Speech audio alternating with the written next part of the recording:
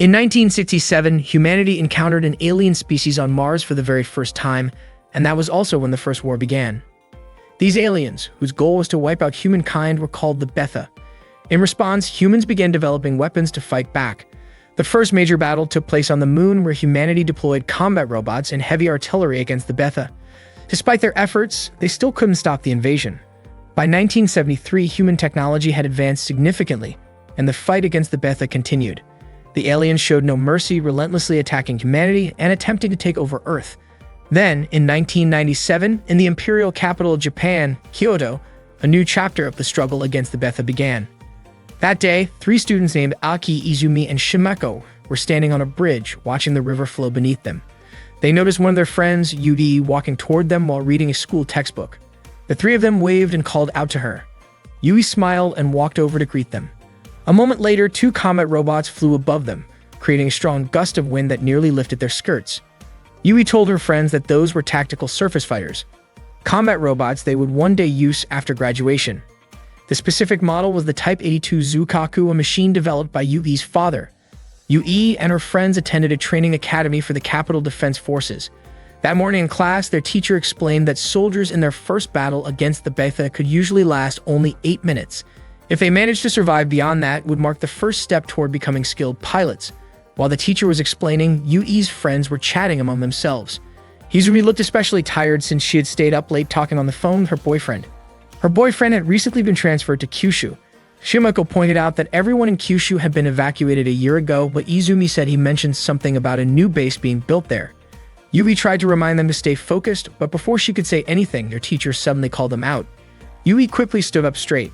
The teacher then asked Yui to explain what the Betha were. With confidence, she answered that the Betha were alien beings intent on destroying humanity.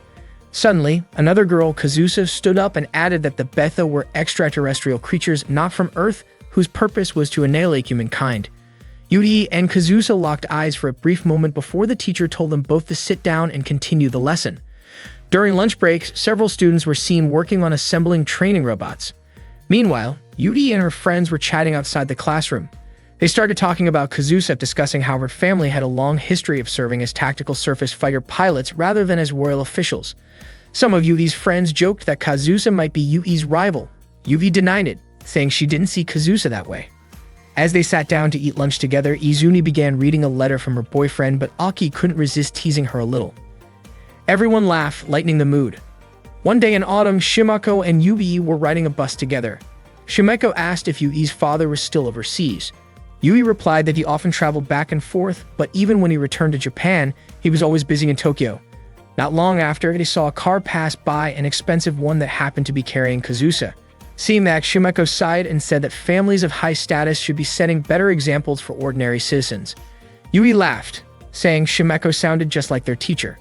When Yui finally arrived home, her face lit up with excitement. She saw several cars parked along the street near her house. Her uncle, Lieutenant Colonel Eiji, had come to visit. Yui immediately greeted him with a salute. Eiji was surprised to see how much she had grown and how capable she had become. He asked her to keep his visit a secret since his new posting hadn't been made official yet.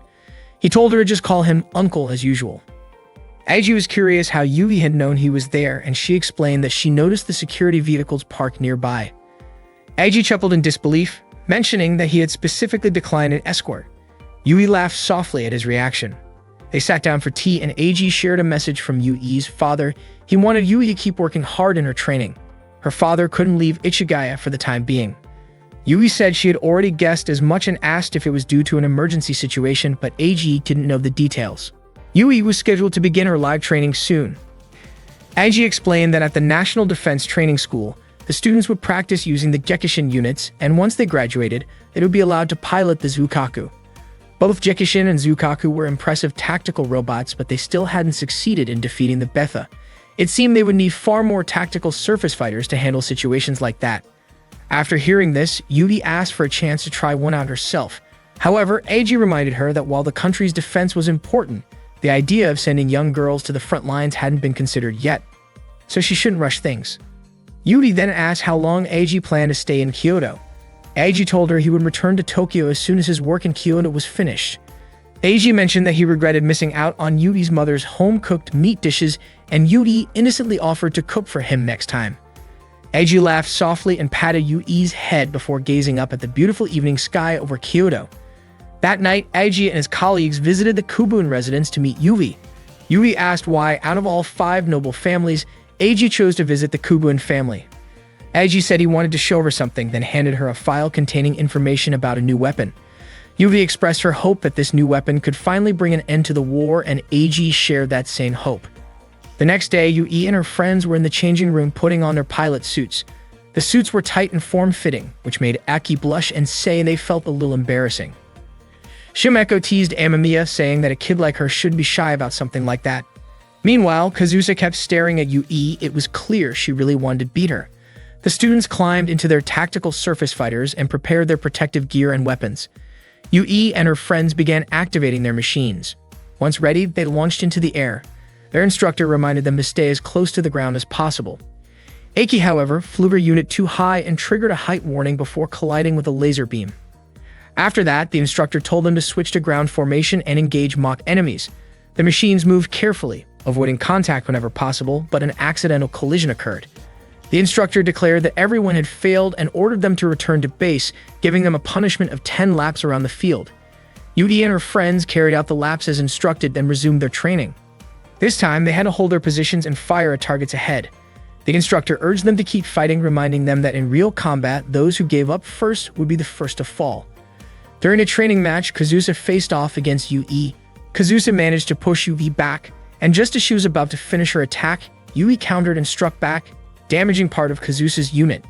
Yui then landed a clean hit on Kazusa's robot's shoulder, securing her victory. During the break, Kazusa was rinsing her hair when Yui approached and handed her a towel. Kazusa smiled and accepted it. That evening, Kazusa joined Yui and the others for a snack run. The group was cheerful and welcoming, making Kazusa feel like part of their circle. Later that night, when they tried sneaking back into the school, they were caught by their instructor. As punishment, they were assigned to clean the tactical surface fighters used in training. One autumn night, a robot unexpectedly malfunctioned and exploded.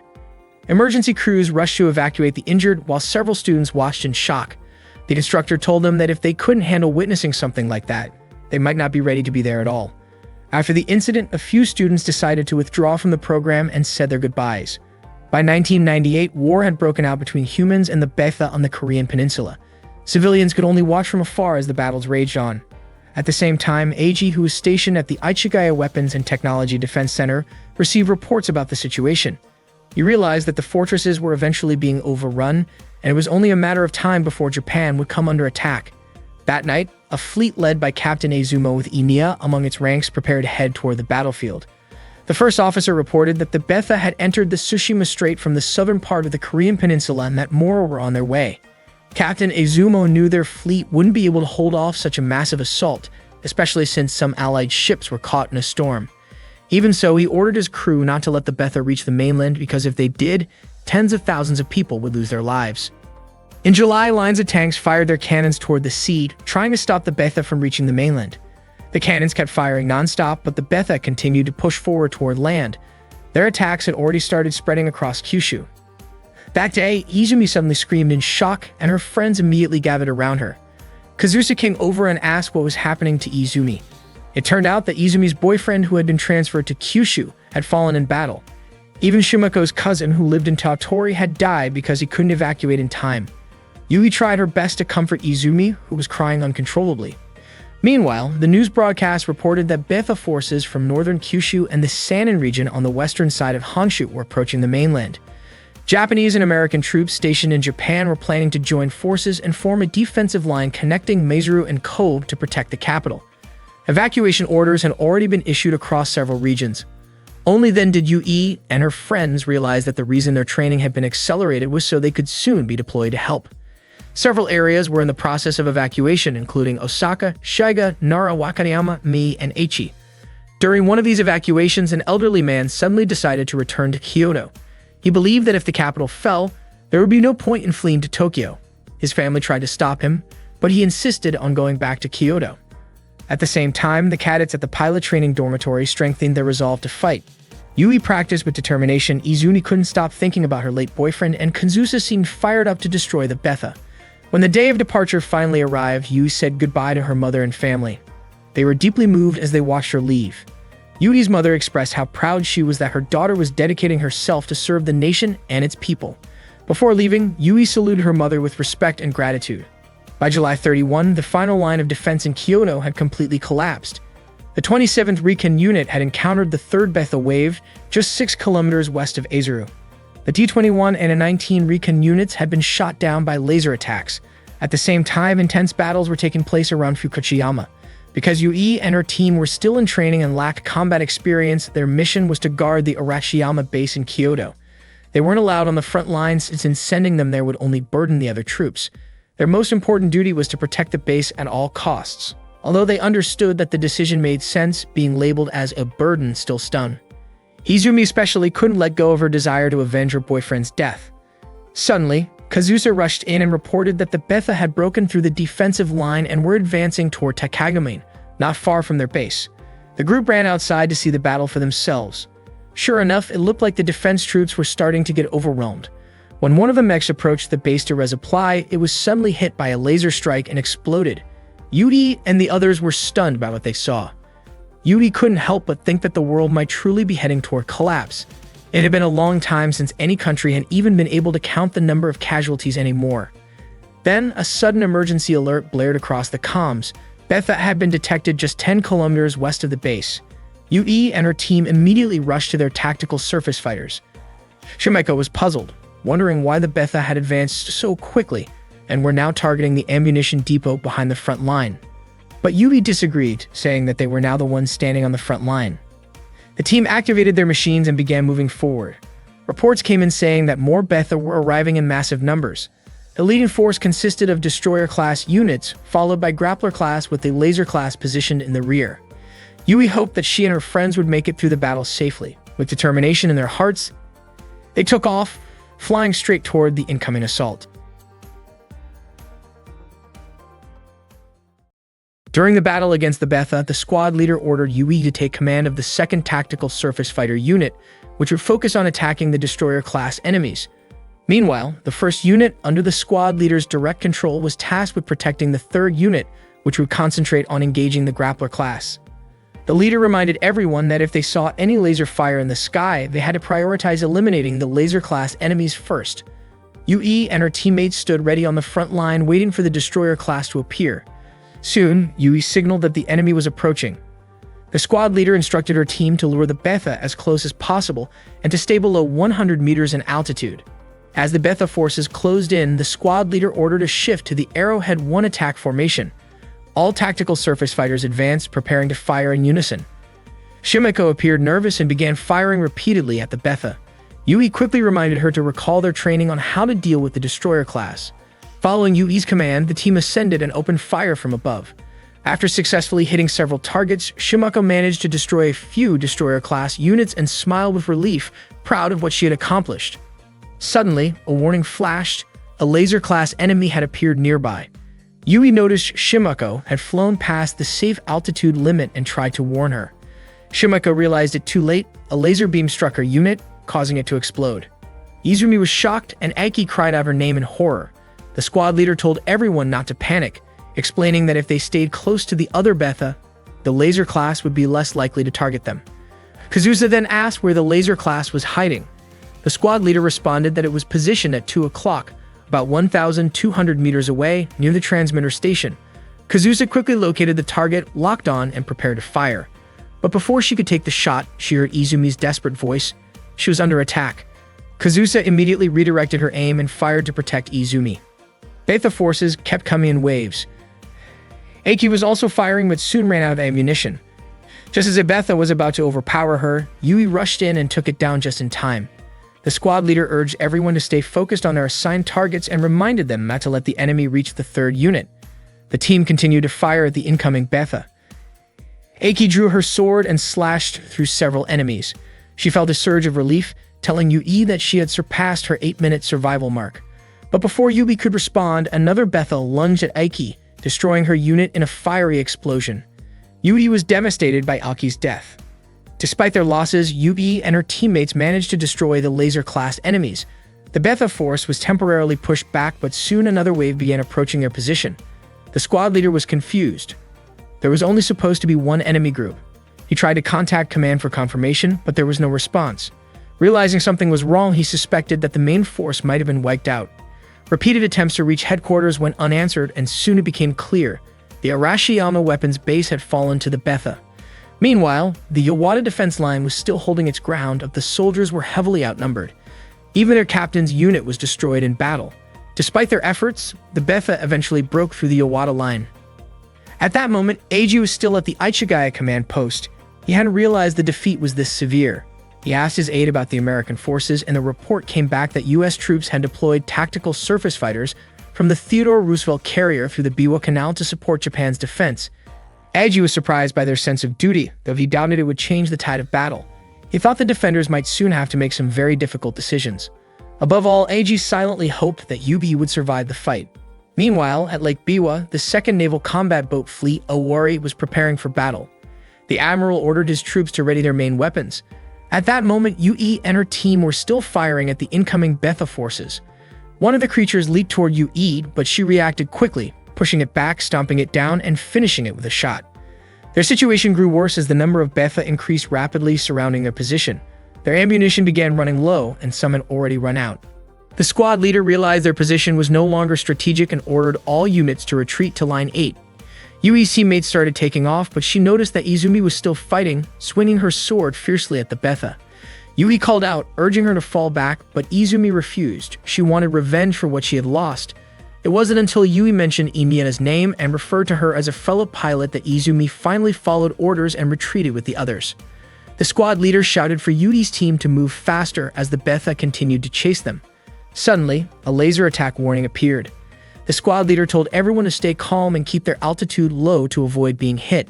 But then, in an instant, he was struck by a laser and went down. Izumi was shocked, wondering how that was possible since he had been flying so low. Kazusa suspected that the enemy had expanded their laser firing angle. The Betha kept closing in. The nearest safe zone was across the hill, about 120 seconds away. One by one, their teammates were shot down by laser fire. Izumi yelled for Yui to do something, while Kazusa begged her to take command so they wouldn't all die there. Yui immediately took over, ordering everyone to push their engines to the limit and fly as close to the ground as possible. They released anti-laser smoke, but the beams cut right through it, striking another member of the squad. Izumi shouted that it was useless, but Yui insisted that they couldn't give up. They kept flying low, but now only 3 of them were left. The timer showed 60 seconds. Then, out of nowhere, massive explosions erupted. It was naval artillery fire, targeting the advancing Betha forces. The admiral declared that a soldier's duty was to complete the mission, and that he alone would bear the responsibility for what came next. The bombardment wiped out the Betha that had begun invading the city and nearby residential areas. In the city, monks prayed for the safety of everyone still fighting. The civilians could only watch helplessly as their ancient capital, over 1,200 years old, was destroyed. Mecha units continued firing relentlessly to hold back the Betha. Yui tried contacting the command post, but their ammunition was completely spent. Izumi suddenly remembered something from school, how Betha were said to consume human bodies.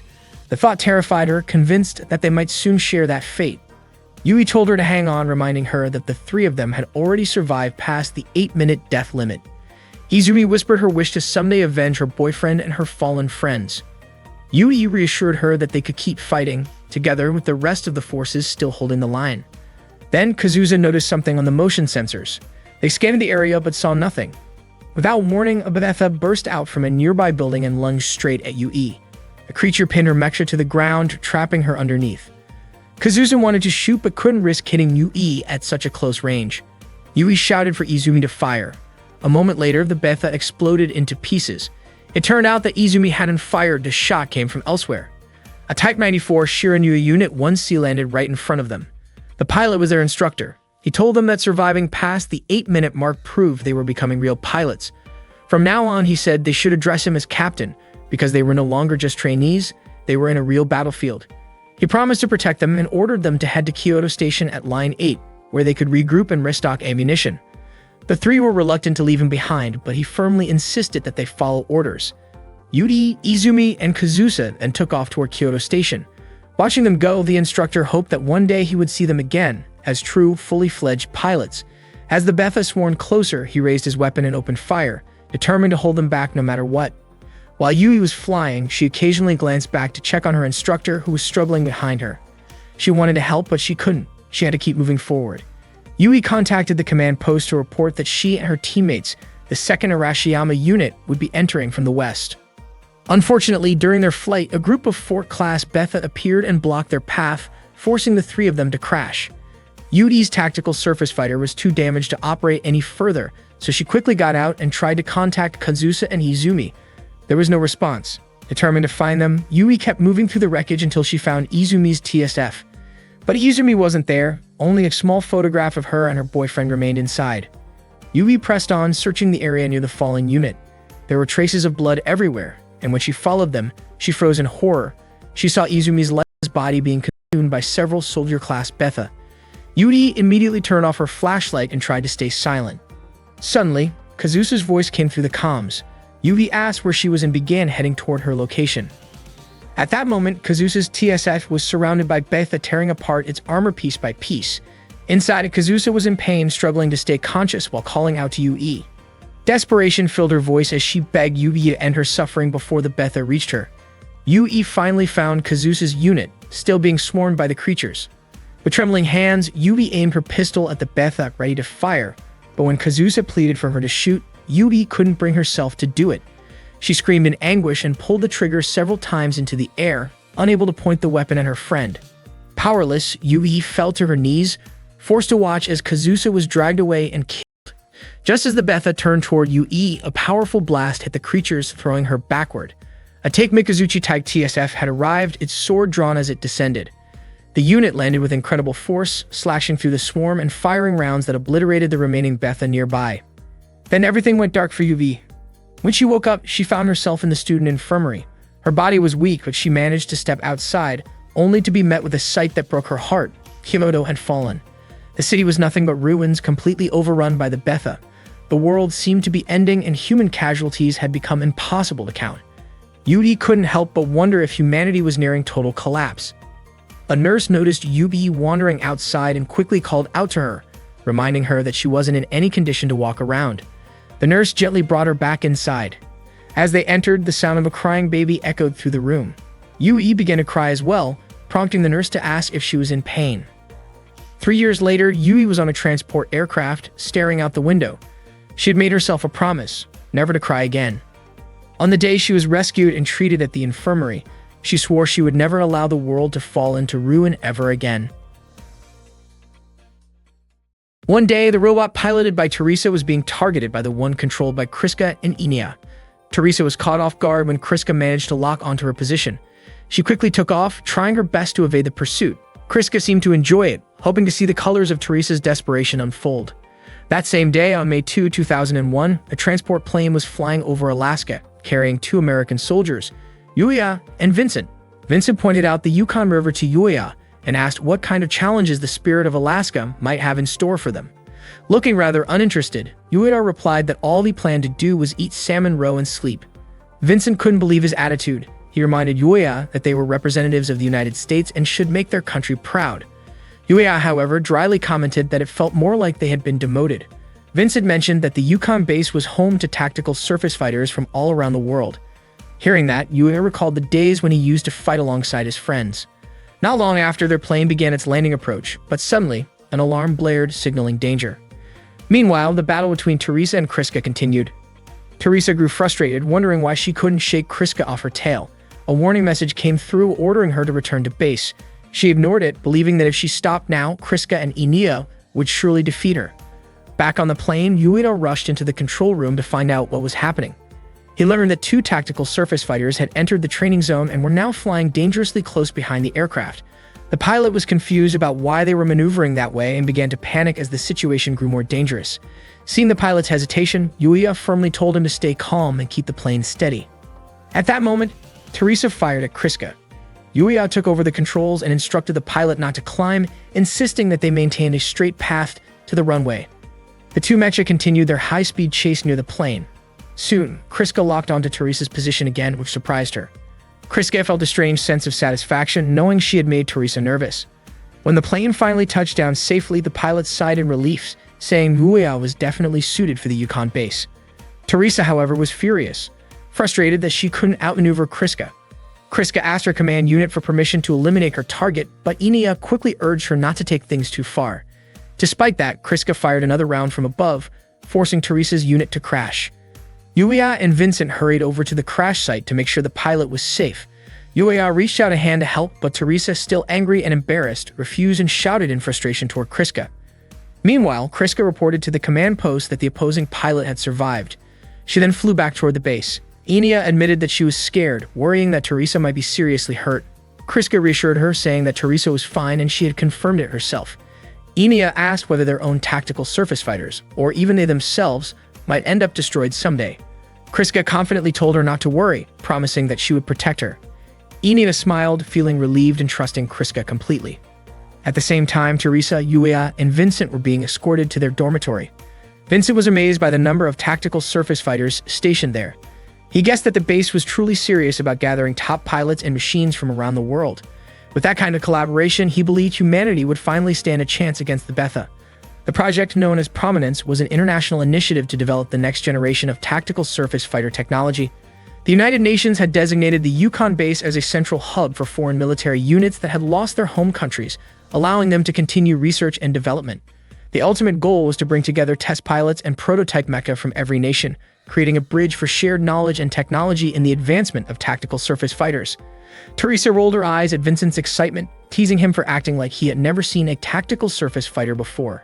She asked where he came from, and Vincent proudly said he was from Groom Lake, Nevada, home to one of America's biggest research facilities.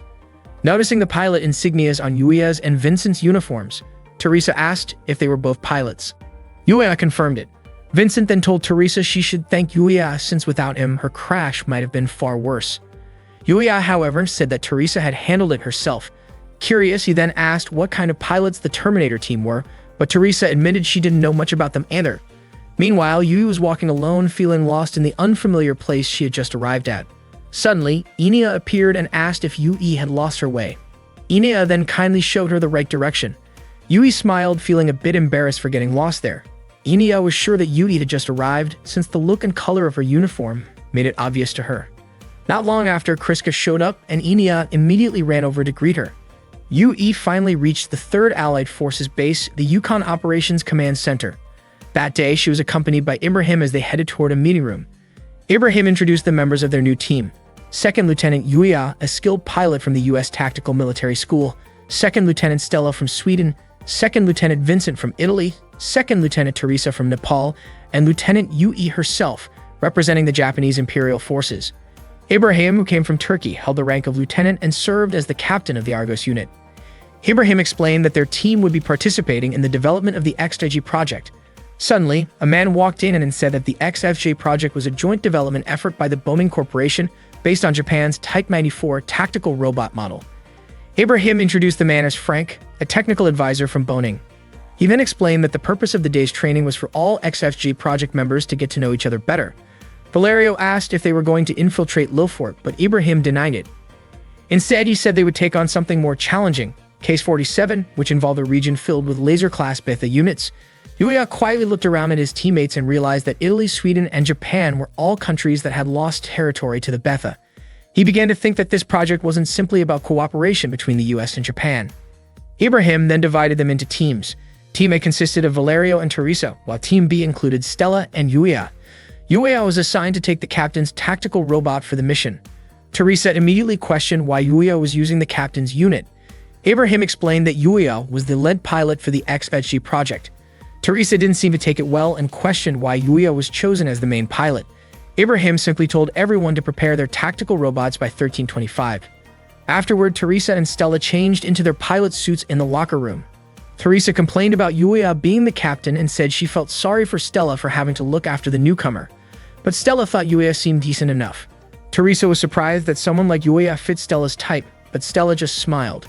Confidently, Teresa said she could beat Yuya in less than 30 seconds. Stella advised her not to underestimate him, reminding her that Yuya was a Raptor test pilot. Teresa brushed it off, saying it didn't matter, and claimed she would make sure Yuya passed Argo's so-called initiation. Meanwhile, Valerio asked Yuya what brought an elite American pilot to the base. Yuya replied that there were many reasons for him being there. Suddenly, Teresa approached them, clearly upset. She protested that she couldn't accept Yuya piloting the captain's unit, even though it was a direct order. Hearing her complaints, Yuya calmly offered to let her take the captain's unit instead. Teresa, irritated, asked if Yuya thought he was better than her. Yuya replied that he had never actually operated a captain's unit before, so he would rather use his standard tactical robot. Teresa said she would switch with him if that was what he wanted. Yuya agreed and began walking away. Still annoyed, Teresa followed him and told him he should be thankful that she was willing to switch. Yuya gently patted her head before leaving. Teresa fumed and shouted that he shouldn't come crying to her later if he regretted it. Yuya climbed into his tactical robot, and Vincent immediately scolded him for switching units without thinking about the mechanics involved. Yuya replied that the system error rate of a tactical robot was only about 1%, then complimented Vincent's skill. Vincent smiled proudly, claiming to be the best mechanic in the world. After that, Yuya said his goodbyes and began the launch sequence. The tactical robot moved forward and took off.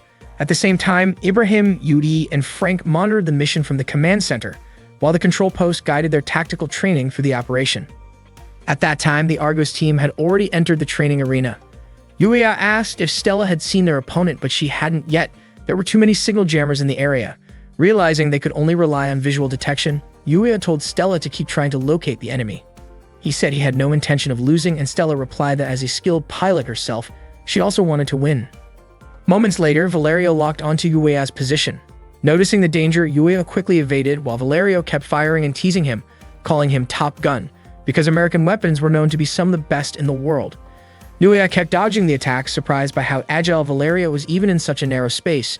He hadn't expected Valerio to be the one attacking. He had thought it would be Yui instead. Before long, Teresa appeared and opened fire on Yuya. She declared that Yuya was her target and told Valerio to back off. Yuya dodged Teresa's shots and realized that her active unit had a clear advantage in speed. Soon, Teresa and Valerio cornered Yuya together, but suddenly, a precise shot from Stella almost hit Valerio. He was startled and felt lucky that the attack missed. It had been perfectly timed. Yuya and Stella focused their fire on Teresa, who tried to evade but found Valerio blocking her path. Frustrated, she told him to take care of Stella instead. Teresa continued chasing Yuya and fired another burst that nearly hit Valerio by accident. She checked her ammo. Only about 300 rounds of her 36mm bullets remained, and grew irritated that none of her shots had landed properly on Yuya. Meanwhile, Valerio and Stella moved toward Area D. Yuya's tactical surface fighter had developed an issue in its right arm. Watching from the control room, Ibrahim remarked that Yuya was doing fairly well, but Frank commented that Yuya seemed to be struggling against the active unit. Valerio kept chasing Stella, who smiled and said that he would probably regret it later. At the same time, Teresa was still on Yuya's tail. Yuya turned and began shooting at her from above, landing a few hits. Teresa drew her sword, deciding to settle things in close combat, and kept pressing forward while Yuya continued firing back. When his bullets finally ran out, he threw his weapon toward her as a distraction and flew upward to create distance. Frank admitted that Yuya was impressive, but Ibrahim noted that Teresa was a close combat expert. Yuya then drew his own sword and charged at her. Teresa turned to intercept, but Yuya intentionally rammed into her to break the engagement. Meanwhile, Stella was still being pursued by Valerio. She led him into a tight corridor where he thought she had given up, only to realize too late that she had planted explosives there. The explosion disabled his unit, and Valerio was officially out of the match. Back on Yuya's side, things were looking bad. He couldn't overpower Teresa in close combat. Just as Teresa was about to strike, a long-range shot from Stella hit the head and cockpit area of Teresa's unit with perfect accuracy. The mission was over. The winners were Yuya and Stella. Teresa was visibly frustrated. After the exercise, the four of them gathered and talked. Valerio praised Stella for her bold move. Yuya said they all shared the same goal. Valerio then told Teresa that no matter how strong she was, she couldn't win alone. Teresa snapped back, blaming him for not backing her up, but Valerio reminded her that she was the one who told him to chase Stella instead. Stella then scolded Yuya, telling him not to get cocky. If it had been a one-on-one match, Teresa might have beaten him. Valerio chimed in, reminding everyone that it was a team match. Stella proudly claimed that she and Yuya made the stronger team, while Valerio calmed Teresa down and said they could still learn something from Top Gun Yuya. Hearing that, Yuya jokingly called Valerio Macaroni, and Valerio asked him to use the nickname VVV instead. Teresa laughed at their banter. Yuya turned to her and called her Shorty, which annoyed her immediately.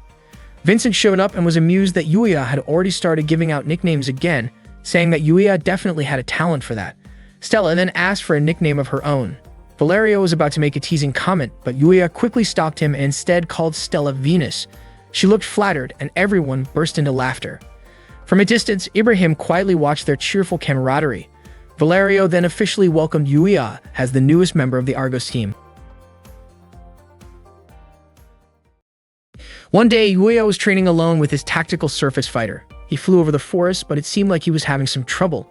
To him, the machine felt way too sensitive, and he even started to suspect it might be malfunctioning, since it was so hard to control. Eventually, he lost balance and fell. After that, Yuya returned to the base. Vincent immediately walked up to him and handed him a drink, curious as to why Yuya was back so soon when his training wasn't even finished. Yuya explained that the tactical surface fighter was difficult to handle, then muttered something about a Japanese doll that annoyed him. Vincent asked if he meant Yugi by that. Yuya said that back at his house there used to be an old traditional Japanese doll. It looked like a person but had a pale, lifeless face that used to scare him as a kid. Vincent couldn't help but laugh after hearing that. He then explained that Japanese and American tactical surface fighters were built with completely different designs and combat styles, so it was natural for Yuya to have a hard time adjusting. That made Vincent realize why Yugi had insisted Yuya train with a Japanese-made unit before the Type 94 Shirinu was ready for use. Earlier, Yugi had asked Yuya to train using the Type 97 Fubuki. Yuya was clearly annoyed when she told him that, wondering if she hadn't even looked at his records. Yui noticed how upset he was, but Yuya told her she had no reason to be irritated over something like that. Yudi asked if his attitude had anything to do with his feelings about the mission, but Yuya denied it. When she asked if he had a personal issue with her, he denied that too. Yudi then told Yuya to fix his attitude because his behavior had been quite disrespectful. Yuya coldly asked if that was an official order from the XFJ project or if Yui was just using her position for her own satisfaction. Yui didn't care how he saw her. What mattered to her was that he corrected his behavior. Meanwhile, Stella, Teresa, and Valeria were watching their conversation from a distance. Teresa couldn't believe how tense the atmosphere had become. Valerio understood how Yuya felt, but also noticed how much Yuya seemed to enjoy teasing Yui. Stella was confused. After all, both of them were Japanese. Vincent then explained that actually both he and Yuya were American. Yui was surprised considering Yuya had dual nationality, American and British, but since he also had Japanese heritage, she felt his attitude reflected poorly on Japan. Yuya got irritated when she said that. Yui simply told him to make sure he was comfortable with the Fubuki before the next training session. Yuya insisted that he considered himself American. Vincent later admitted he thought Yuya was about to hit Yui during their argument, but Yuya made it clear that he would never raise his hand against a woman. Vincent joked, asking if that was part of a Japanese code of honor, like Bushido. Then he reminded Yuya that it wasn't just about controlling the tactical surface fighter. Each machine reflected the mindset of the people who built it. If Yuya wanted to master a Japanese unit, he had to start by understanding how Japanese people think. Vincent encouraged him to take another flight since they would be training with other units the next day. The following day, Argo's flight began their training session. The command post reminded them to maintain altitude and increase their speed. Teresa asked Yuya how his training with the Japanese unit was going. Yuya said he had no problems and was confident he could handle any kind of tactical surface fighter. Teresa challenged him to prove it. Stella smiled and said the goddess of victory would surely be on his side. Hilaria reported that the Scarlet Twins had arrived. Teresa immediately grew tense, wanting to prove who was in charge. Stella gently reminded her to calm down since it was only a joint exercise to practice intercepting Betha, not an actual fight. Stella added that Teresa should stop being so uptight, but Teresa jokingly said she wasn't tense at all, she was just ready to show them what she could do. Yuya was deeply curious about the pilots known as the Scarlet Twins. He couldn't find any detailed information about them in the pilot records. The command post soon instructed Argo's flight to prepare at the starting point, activating the wide data link network. The JIES system came online shortly after, and not long after that, the virtual Betha units appeared. The Argos team began their simulated descent to engage the enemy. Yuya was surprised by the sheer number of Betha. Teresa wondered why he was shocked, explaining that such numbers were pretty common in Asia. Valerio even added that it was the same in Europe. The mission started. Stella asked what formation they should take, and Yuya instructed them to approach using the Arrowhead 1 formation. As he went on the offensive, Yuya dodged several attacks and returned fire. He noticed that his tactical surface fighter was still overly sensitive, just like the day before, and started to suspect that something might be wrong with the machine. The rest of Argo's flight continued firing at the approaching Betha. Suddenly, Yuya was surrounded.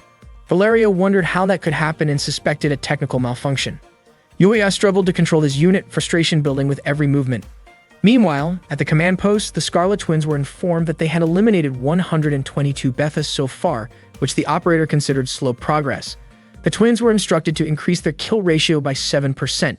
Kriska acknowledged the order. Inia then noticed that a nearby tactical surface fighter seemed to be in trouble.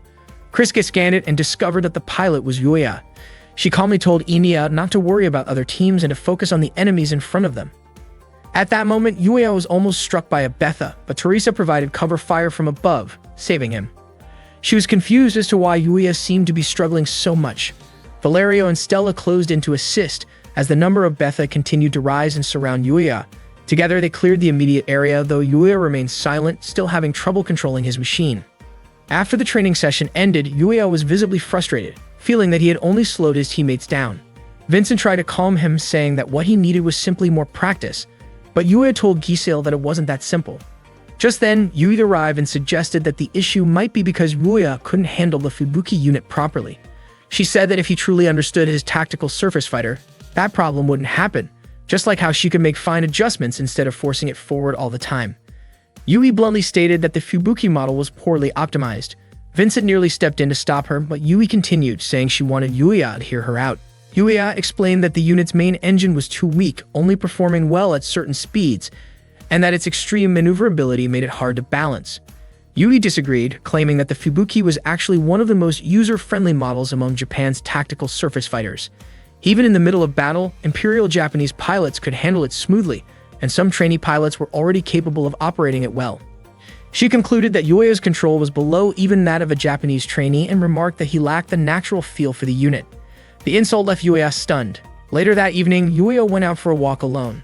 He admitted to himself that the Fubuki wasn't actually broken, but he still couldn't accept Yui's harsh words so easily. A sudden gust of wind caught his attention. Inia appeared and asked if he was feeling cold. When Yuya turned toward her, he told her he was fine. Inia commented that he looked like someone who had just been scolded, but Yuya denied it.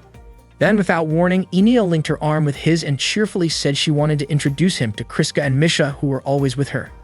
Yuya asked if Kriska and Misha were her family. Inia nodded and said she was sure that meeting Misha would make him feel better.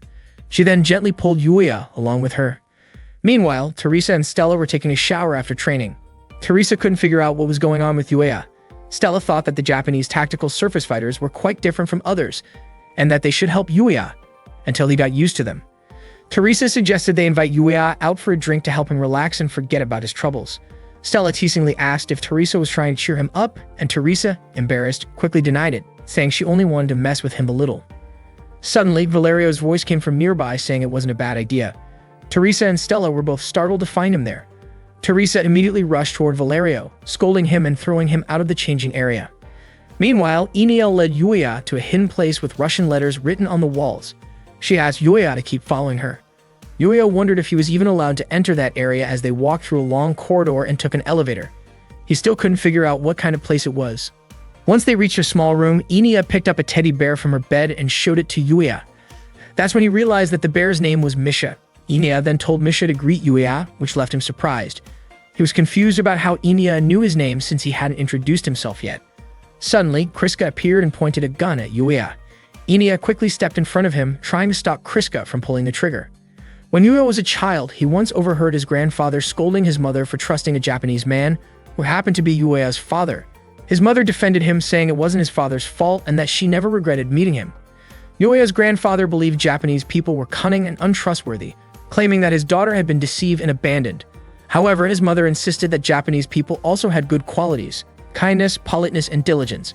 Growing up, Yuya was often isolated by other kids because of his mixed heritage. He started to believe that Japanese people were deceitful and tended to attack from the shadows. One day, he asked his mother why everyone avoided him.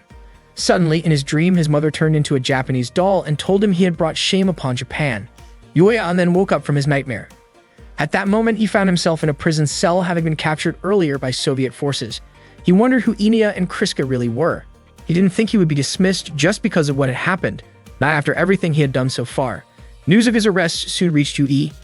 When Soviet soldiers came to interrogate him, they prepared to inject him with something.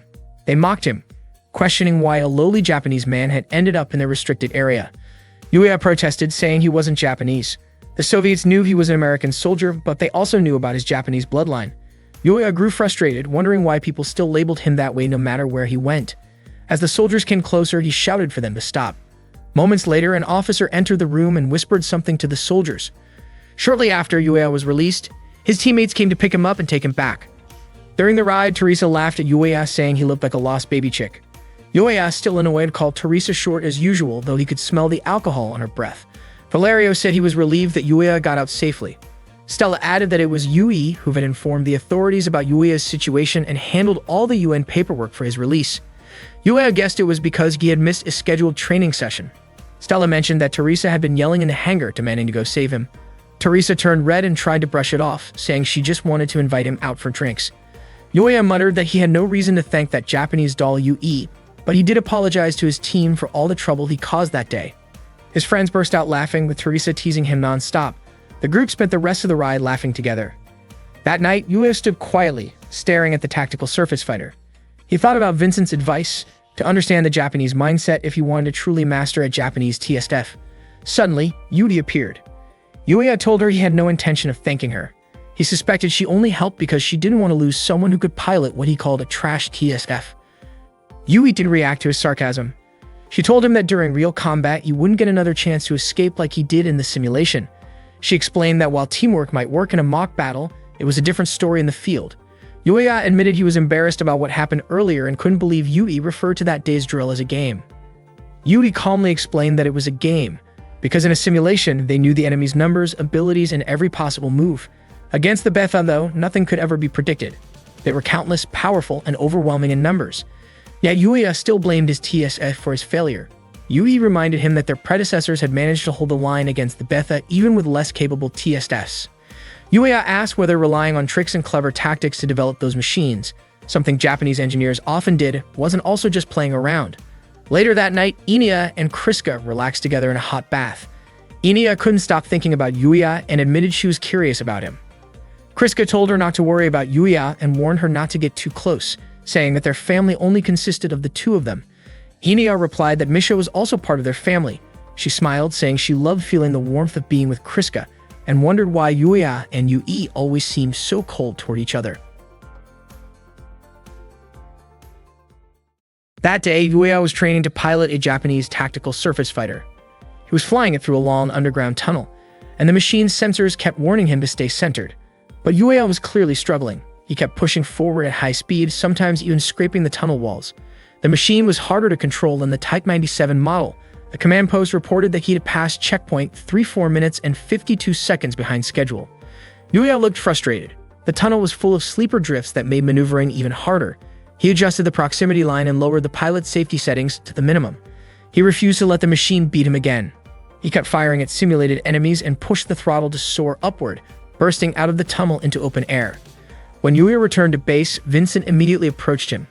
He couldn't believe Yuya had turned off the pilot's safety systems again. Yuya said that even so, it saved him 25 seconds. A moment later, Yui walked over and asked if he had anything he wanted to say. Yuya admitted that he thought he had already mastered the handling of Japanese-made tactical surface fighters based on the Type 97, but he realized he was wrong. This new one was even more unstable than before. Yui explained that the Type 1C tactical surface fighter was based on the Type 2 and was designed with a full focus on combat capability. That was exactly why it was harder to control. She said the Type 97 required a balance of gentle touch, courage, and refined piloting skill, maybe a bit too much for Yuya at that point. Annoyed, Yuya argued that he had already been training with the machine for 18 hours and still had 32 simulations left to go. He was sure that before the test period ended, he would master it completely. Vincent could only sigh at his determination. The next day, Yuya continued his training in the Japanese tactical surface fighter. His mission that time was to engage with drones. The command post reported that they had lost contact with the 6th drone and ordered Yuya to head toward grid E92 to retrieve it. He realized that Soviet forces were using E92 for their own training, so he needed to act fast before things got complicated.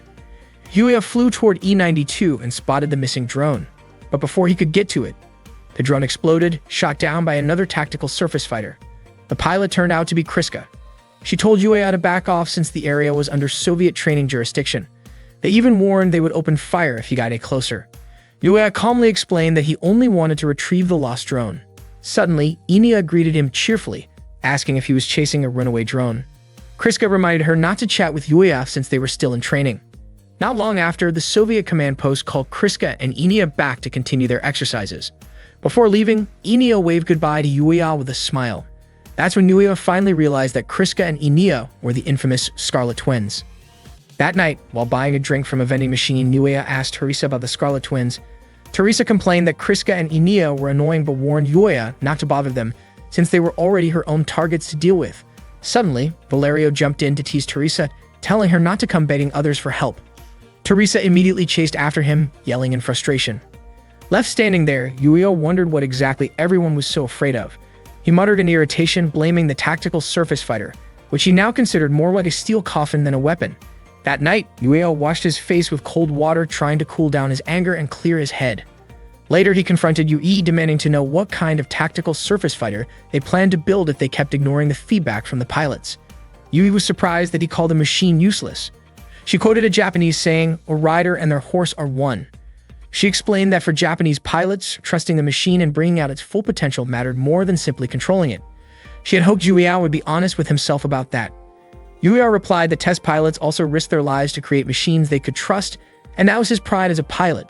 He refused to let another pilot die in a tactical surface fighter he had tested. Yui, however, told him that his pride didn't matter and walked away. Confused, Yuya asked why she was leaving like that. Yui turned back and said the XSG project wasn't made to satisfy a test pilot's pride. His obsession with American-style design was practically taking over the project. She told him not to disappoint her again. Yuya shouted back in anger, but Valerio quickly stepped in to calm him down. Still, Yuya couldn't accept being accused of trying to take over the project. The next day, Yuya and his friends went out for drinks at a bar. Teresa vented her frustration by chugging her drink, and Yuya couldn't help wondering what was bothering her. Stella smiled and said that Teresa was upset because of what had happened to Yuya earlier. Apparently, Vincent had to stop Teresa when she got emotional after seeing Yuya argue with Yui. That was when Yuya realized that his friends had actually seen the whole argument. Valerio mentioned that Yui came from a noble samurai family and was also a member of the Imperial Royal Guard, one of Japan's elite units. Teresa then told everyone to drop the topic, reminding them that the night was supposed to be Yuya's welcome party. They all raised their glasses and toasted to Yuya's arrival in Alaska. A moment later, the bar waitress brought them some snacks. While leaning over the table, her large chest accidentally pressed against Teresa's head. She casually asked if they wanted to order their usual menu. Valerio teased her, joking that he wanted to order 2 big melons. The waitress, a cheerful French woman named Natalie, turned to Yuya and said it was her first time seeing him. She introduced herself and Yuya shook her hand with a polite smile. Teresa, flustered, complained about Natalie's chest being too close to her. Yuya looked a bit worried about the commotion, but Stella just laughed, saying that it was nothing new. Valerio added that Teresa and Natalie often clashed because they were both stubborn in their own way. When Stella asked for a food recommendation for Yuya's welcome party, Natalie suggested they try real meat instead of synthetic meat. Valerio immediately agreed since he was tired of eating artificial food. Teresa doubted it would be affordable, but Natalie promised her a special discount. Grateful, Teresa hugged Natalie in thanks, and Natalie playfully told her to come along as payment. Later, everyone burst out laughing when Teresa returned. Natalie had dressed her in a cat-made costume. Teresa, red-faced, explained that Natalie had forced her to wear it. Natalie said the outfit suited Teresa perfectly before snapping a quick photo and running off. Teresa chased after her, shouting for Natalie to delete the picture. Valerio chuckled and began reminiscing about when Teresa had first arrived in Alaska. Back then, she never smiled and always looked gloomy. Stella added that most people there were like that. Many had lost their homelands to the Betha, along with their families and friends. The only thing left for them was their anger toward the invaders. Valerio reminded everyone to have fun while they still could. Yuya realized that all of them were fighting on the front lines against the Betha, just like him. Maybe the burdens they carried were even heavier than his. He began to wonder if Yui might be carrying that same kind of pain too.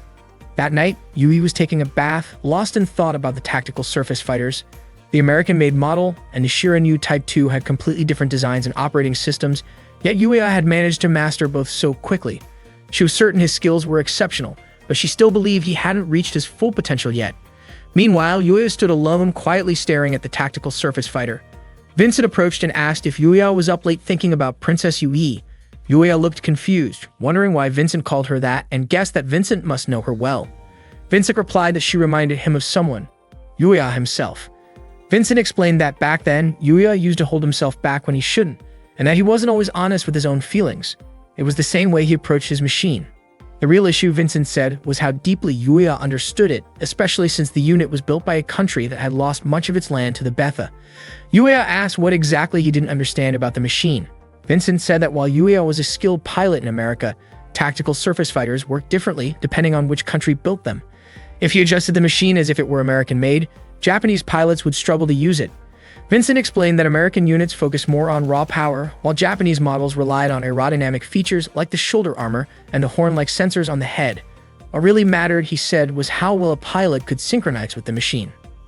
Yuya thought for a moment and asked if that was what people meant by the saying, "A rider and his horse move as one." Vincent didn't quite understand the proverb, so he used a different example. He said that working with a machine was like working with a partner. It wasn't just about doing things your own way, but about understanding and moving in harmony with the other side. Yuya sighed, wondering why Vincent always turned things into comparisons like that. Vincent just laughed and said maybe Yuya should try being a little more open-minded toward Yui. Yuya frowned, not sure what to make of that, but he couldn't help smiling faintly at Vincent's teasing tone. During the next training session, Yuya finally began to grasp the theory.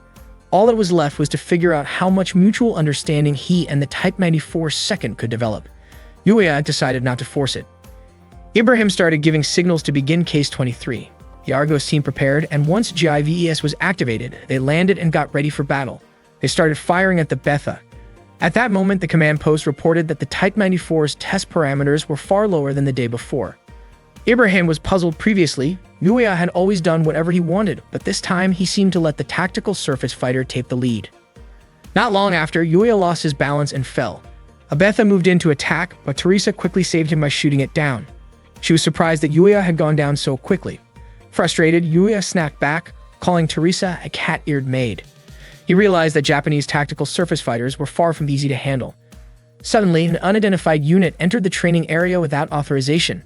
Yuya immediately reported it to the command post, asking for identification. After running the data, the command post found no match in the pilot database. They tried contacting the unknown unit, but there was no response. The unit kept approaching. Yuya signaled the Argos team to prepare for combat. He didn't know what was happening, but he had a bad feeling about it. It turned out that the mysterious unit was the Type 00 Takemikazuchi, belonging to the Imperial Royal Guard. The team suspected it might be Yui. Yui drew her sword, and Yuya was confused as to why she would use a real blade during a training exercise. Stella commented that Yui probably just wanted to be noticed. Yuya wondered if it really was Yui and whether they actually had to fight her. Teresa rushed in to attack first, but Yuya ordered her to stop. Ignoring him, she drew her sword and charged at Yui, only for Yui to parry easily and throw her off balance. Valerio and Stella then moved in, opening fire. They both thought Yui was going too far. Yui countered by striking her sword into the ground in front of them, then swiftly disarmed both Valerio and Stella in a single motion. Yuya swung his own sword trying to fight back, but he struggled to control his tactical surface fighter. Yui pressed the attack relentlessly. Their blades clashed repeatedly, and Yuya soon found himself cornered as Yui kept cutting in faster and faster. Fueled by frustration, Yuya suddenly moved with unexpected precision. He managed to block Yui's attacks perfectly. Yui was caught off guard. Yuya himself couldn't believe he had just pulled off that maneuver. It felt as though he had become one with the tactical surface fighter. Just like Yui had once said, a rider and their horse must act as one. Trusting his machine and drawing out its full potential mattered more than trying to control every movement. Yuya re-engaged, and the battle between him and Yui became intense. Eventually, Yuya managed to knock Yui's sword from her hands. Ibrahim then ordered all units to end the mission. Yui's goal had been achieved. She wanted to teach Yuya an important lesson. Afterward, Teresa refused to accept her defeat at Yui's hands. Valerio complimented Yuya for defeating Yui with the tactical surface fighter he barely trained with. Teresa argued that Yui wasn't that great if Yuya could beat her so quickly. Out of nowhere, Yuya called Teresa Churrasco, making Valerio burst out laughing. Teresa immediately scolded him for it. Yuya smiled, confident that once he mastered his tactical surface fighter, their team would become even stronger. That evening, Yui stood quietly, watching the orange sunset. Inia appeared beside her and asked if she had been teaching Yuya. Inia said Yui was just like Yuya, and also like Kriska, because all of them were kind people. Then, Inia said goodbye and left with a gentle smile. On June 21, 2001, Yui and the Argos squad were stationed in the West Indies, specifically at the Guadeloupe base. That morning, Valerio complimented Yui on her tropical outfit, saying it made their trip even more enjoyable. Yuya asked if Valerio had come there just to have fun, and Valerio replied that half of their training felt like that anyway. Earlier, Ibrahim had announced that the Argos squad would undergo a physical endurance test in the tropical environment while also doing a photo session for the media, both to boost morale and to promote their mission. The Idar squad from the Soviet side, including the Scarlet Twins, would also participate in the event. Teresa was assigned as the person in charge of the Argos squad during this operation. Teresa was puzzled about why she had been chosen for the role. Ibrahim explained that the decision came from the public relations team, and this mission could also show that both sides, who once clashed during the previous incident, had now reconciled. Ibrahim added that this was a good opportunity for Teresa to rebuild her reputation. With no other choice, she accepted the role. Enia waved her hand and smiled at Yuya. Stella encouraged everyone to make the most of the occasion since moments like these didn't happen often. Valerio put an arm around Yuya's shoulder and invited him to relax at the lodge. Valerio joked that going there might let them see a different side of the women around the base. Valerio led Yuya towards some bushes, but to Yuya's surprise, Valerio's real intention was to peek at the girls who were bathing nearby. Yuya, clearly uncomfortable, refused to take part in that, so Valerio went off alone. Concerned, Yuya thought it would be better to warn the girls. At that time, Stella was taking a bath. Not long after, Yuya knocked on the door of her lodge to let her know about the situation. When Stella opened the door, Yuya was startled to see her still wrapped in a bath towel. His face turned red and he froze for a moment before quickly telling her to be careful because there had been rumors of someone suspicious lurking around. After giving the warning, he hurried away. Stella was a bit surprised. She hadn't expected Yuya to be that innocent. That evening, during a group dinner, Jersey expressed his hope that the Argos and Eindar units could become a symbol of unity for all humanity. He also wished for both squads to grow closer and get to know each other better. Then he invited everyone to raise their glasses for a toast. Vincent asked Valerio why his face looked so red, wondering if it was from too much sun. Valerio didn't deny it, trying to laugh it off. Around that time, Stella told Teresa that she had seen someone suspicious wandering near the base. Teresa found it odd since the place was supposed to be a secure military facility. Stella explained that the person ran off when a strong, hot gust of wind swept through the area. Valerio, embarrassed, quickly changed the topic by offering Yuya some food. Yuya's attention, however, was caught by Yui, who was standing alone by the shore, staring at the ocean. Yui was quietly reflecting on her goal. She had wanted to train Yuya to fight using the tactical surface fighter, but in the process, she might have hurt other pilots. She found it troubling since the active eagle was never designed for close combat. If her emotions had influenced her actions, she felt she had failed as the head developer. Suddenly, a commotion broke out between Teresa and Enia. Teresa was upset because Enia had thrown away the food she offered her. Enia said she didn't need it. Teresa argued that she was just trying to be kind, but Enia didn't seem to appreciate it. Enia said she was only there to follow orders and refused to eat the meat Teresa gave her. She added that Teresa liked to yell because she was insecure, and that shouting wouldn't scare her. Kriska stepped in and gently pulled Enia away while Vincent and Valerio tried to calm Teresa down. Kriska suspected it might have been some kind of misunderstanding and wondered what Teresa was trying to do. Enia said she simply had a bad feeling about Teresa. Stella, observing from a distance, commented that it seemed like the Russian pilots couldn't understand simple kindness, and she wondered if Kriska and Enia had any intention of getting along with the others. Kriska responded that she and Enia were only there to fulfill their duties. Then she took Enia and left. Teresa shouted after them, saying their argument wasn't over yet. Ibrahim stepped in and reminded everyone to calm down and remember why they were there in the first place. Teresa admitted that she just couldn't get along with people like Kriska and Enia. The next morning, the girls put on their bikinis and played beach volleyball together. Jersey gathered everyone for a friendly competition. After deciding teams with a quick round of rock, paper, scissors, they split into two groups, one for the rubber boat race and another for beach volleyball. Enia started crying because she didn't want to be separated from Kriska. Kriska gently reminded her that this was part of their assignment, but Enia still refused to join. She said the ocean scared her and clung tightly to a palm tree. Kriska kept trying to convince her to participate, but Enia wouldn't budge. Teresa couldn't understand why Enia was acting that way. When it became clear that Enia wouldn't take part, Kriska and Yui both volunteered to join the race in her place. Teresa happily agreed and told them to enjoy the boat race. Yui and Kriska climbed into the inflatable boat and started paddling together. Meanwhile, Vincent was rowing with Yuya. Vincent had actually wanted to play beach volleyball, but since the teams had already been decided by rock, paper, scissors, he went along with it. At that time, Valerio was already playing volleyball with the others. As Vincent and Yuya rowed, they noticed something strange about Yui and Kriska's boat. It looked like something was wrong. Concerned, Yui jumped into the water and started swimming toward them. She asked Vincent to go back to the island and tell the others what was happening, while Yuya would check on Yui and Kriska himself. Kriska's body had gone weak. Yui begged her to hold on, calling her name again and again, not understanding what was happening. Before long, Yuya reached their boat. He was shocked to see Kriska's condition. Yui explained that Kriska had suddenly fainted. Her face had started to look pale ever since they began rowing, but when Yui asked if she was okay, Kriska insisted she was fine. Yuya suspected she might be seasick. Yui didn't know that was possible, but she agreed they should head back to the island. Yuya told her to take care of Kriska while he handled the paddling. Yui handed him the oar and gently laid Kriska's head on her lap. Unfortunately, just as they began to move, light rain started to fall. They decided to head toward the nearest island instead.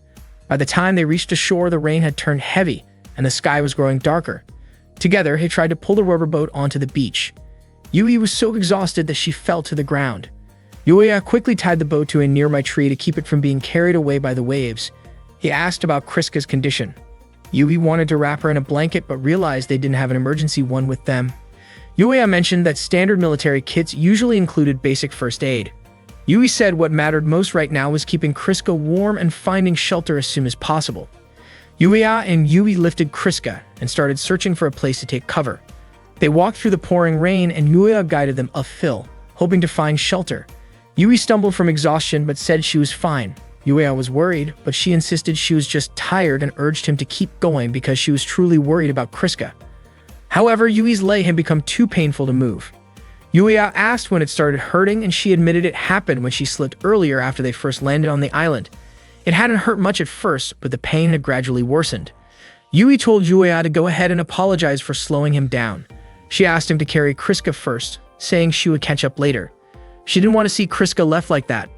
Yuya nodded and carried Kriska in his arms, promising to return soon. Yui tried to stop him from coming back right away, reminding him to build a fire first so Kriska could stay warm. After they left, Yui tried to stand but couldn't.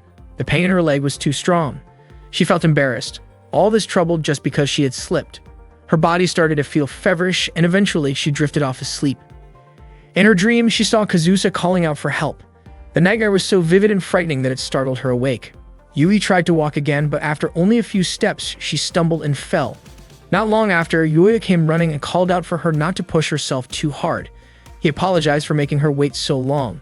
Yui was surprised to see Yuya return and asked about Kriska's condition.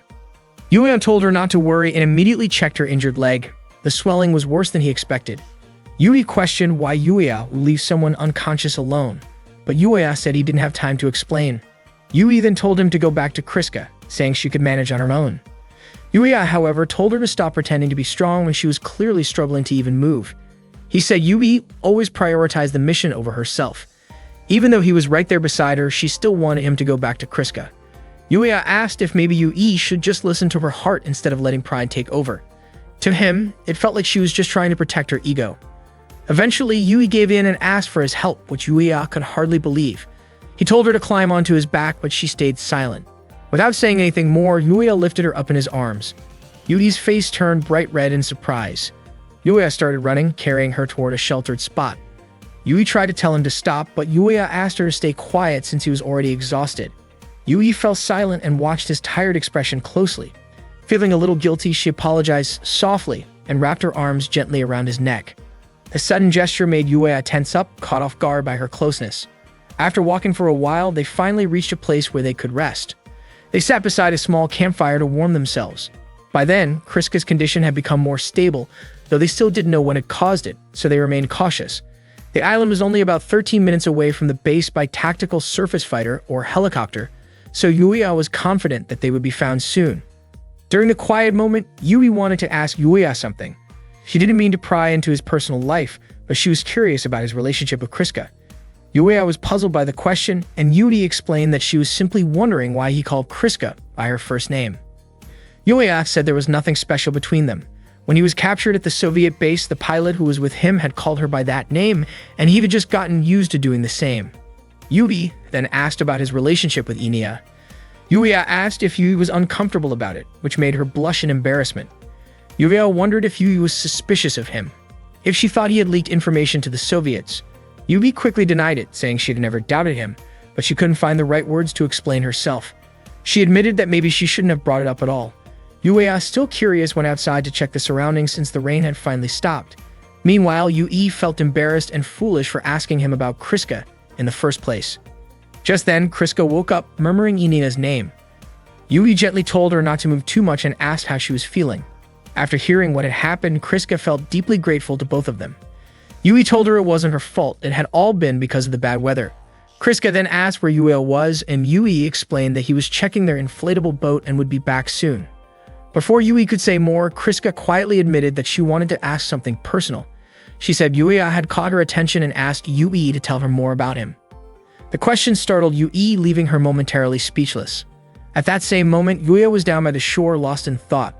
He wondered why Yui always managed to confuse him, why she couldn't just say what she really meant. The more she held back, the more curious he became. Suddenly, he noticed that the inflatable boat was gone. The spot where he had tied it was empty. It looked like the strong waves had snapped the rope and carried it away.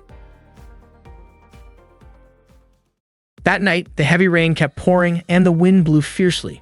Yui asked Kriska if she was interested in Yuya. Kriska admitted that she was, at least as a pilot.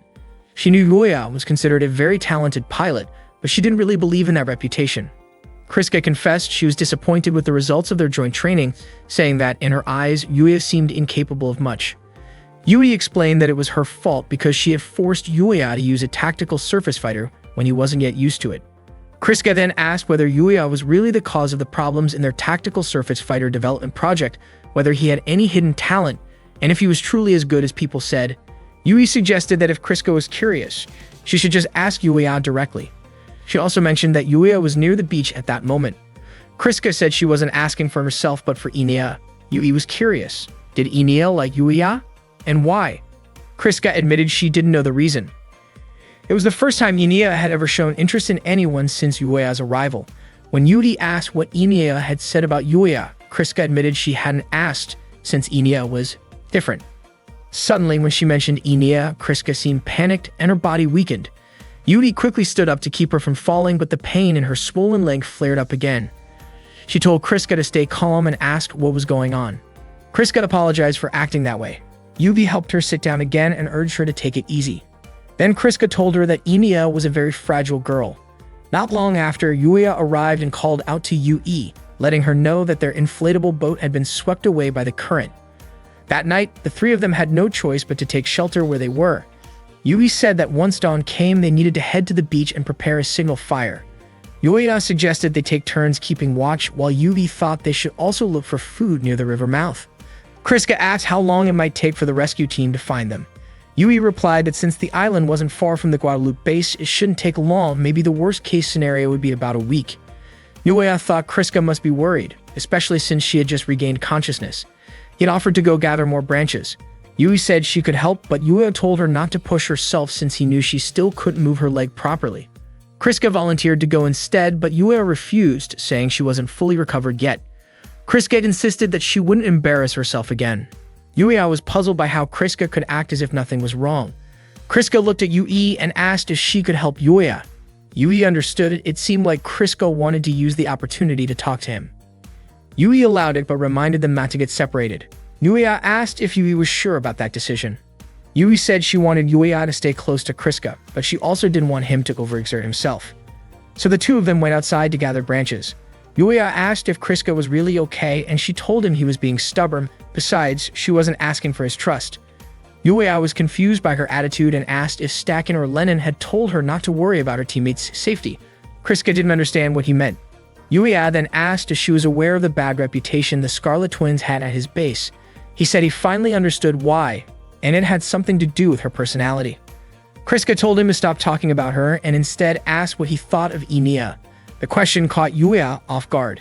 Kriska pressed him to answer, but Yuya wanted to know why she was asking. Kriska said she didn't really understand why Inia was so concerned about him. It was the first time that it ever happened, so she felt she needed to understand who Yuya really was. Yuya admitted that he knew nothing about Kriska or Inia either, and he found it strange that she was questioning him about it. Kriska explained that she and Inia were alike. They only knew Yuya through the database, and under Yui's orders, she was allowed to ask him directly. Yuya was surprised to learn that Yui had told her to do that. Kriska said she just wanted to understand Yuya's personality since she didn't know him well. She'd also mentioned that during training, Yuya and Yui often argued even though they were both Japanese, and she wondered why. Yuya corrected her, saying he wasn't Japanese, and suggested she check his database again. Kriska became curious. Was there a reason he disliked Japan so much? She said a pilot was supposed to stay calm, yet Yuya seemed quick to anger over small things. Yuya replied that maybe others would see those issues as small, but for him, they were serious. He believed that Kriska must also have things she didn't want others to hear. Kriska admitted she never talked about herself unless it was by direct order. Everything she did was for her country and her unit. UAF said that sounded foolish. He couldn't understand why she cared more about others than herself. In his view, personal well-being should come first, then the team, and only after that the country, not the other way around. Suddenly, Kriska's body weakened again and Yuya quickly caught her. She pushed him away, saying she didn't want him to touch her. Her head began to hurt and she nearly fell again. Yuya was really worried, but Kriska told him to stay back. When she started to collapse again, Yuya instinctively caught her. He asked why she kept pushing herself so hard. He was sure she had fainted earlier because she overexerted herself. Yuya said he'd been worried that if Kriska and Yui had gotten caught in the storm, things could have ended badly. He didn't understand why both of them always forced themselves beyond their limits. If they kept doing that, they could get seriously hurt. Kriska then quietly confessed that she was terrified of the sea. To her, the ocean was something truly frightening. For Kriska and Inia, that moment was the very first time they had ever seen the ocean up close. Yuya hadn't expected that neither of them had seen the sea before. Kriska said that simply looking at the ocean wasn't a problem, and even seeing it from inside a tactical surface fighter felt fine. But once she got on a boat, she felt as if her whole body might be pulled into the water. Unexpectedly, Yui spotted them and asked what they were doing. The three of them were surprised by her sudden appearance. After that, they went back to their shelter where the atmosphere quickly turned awkward. Yuya tried to start a conversation, but both Kriska and Yui completely ignored him. He then asked Yui if her leg had healed since she seemed to be walking just fine using that wooden cane. But to his surprise, Yui suddenly snapped the cane in half and tossed it into the campfire. Yuya tried to explain that she had misunderstood him and that he hadn't done anything wrong. Kriska then asked what was really bothering Yui earlier, but Yui avoided the question. Yuya thought the situation felt incredibly tense, especially since Yui had been the one who asked Kriska to talk to him in the first place. Yuya commented that Yui looked like a child sulking after being left alone.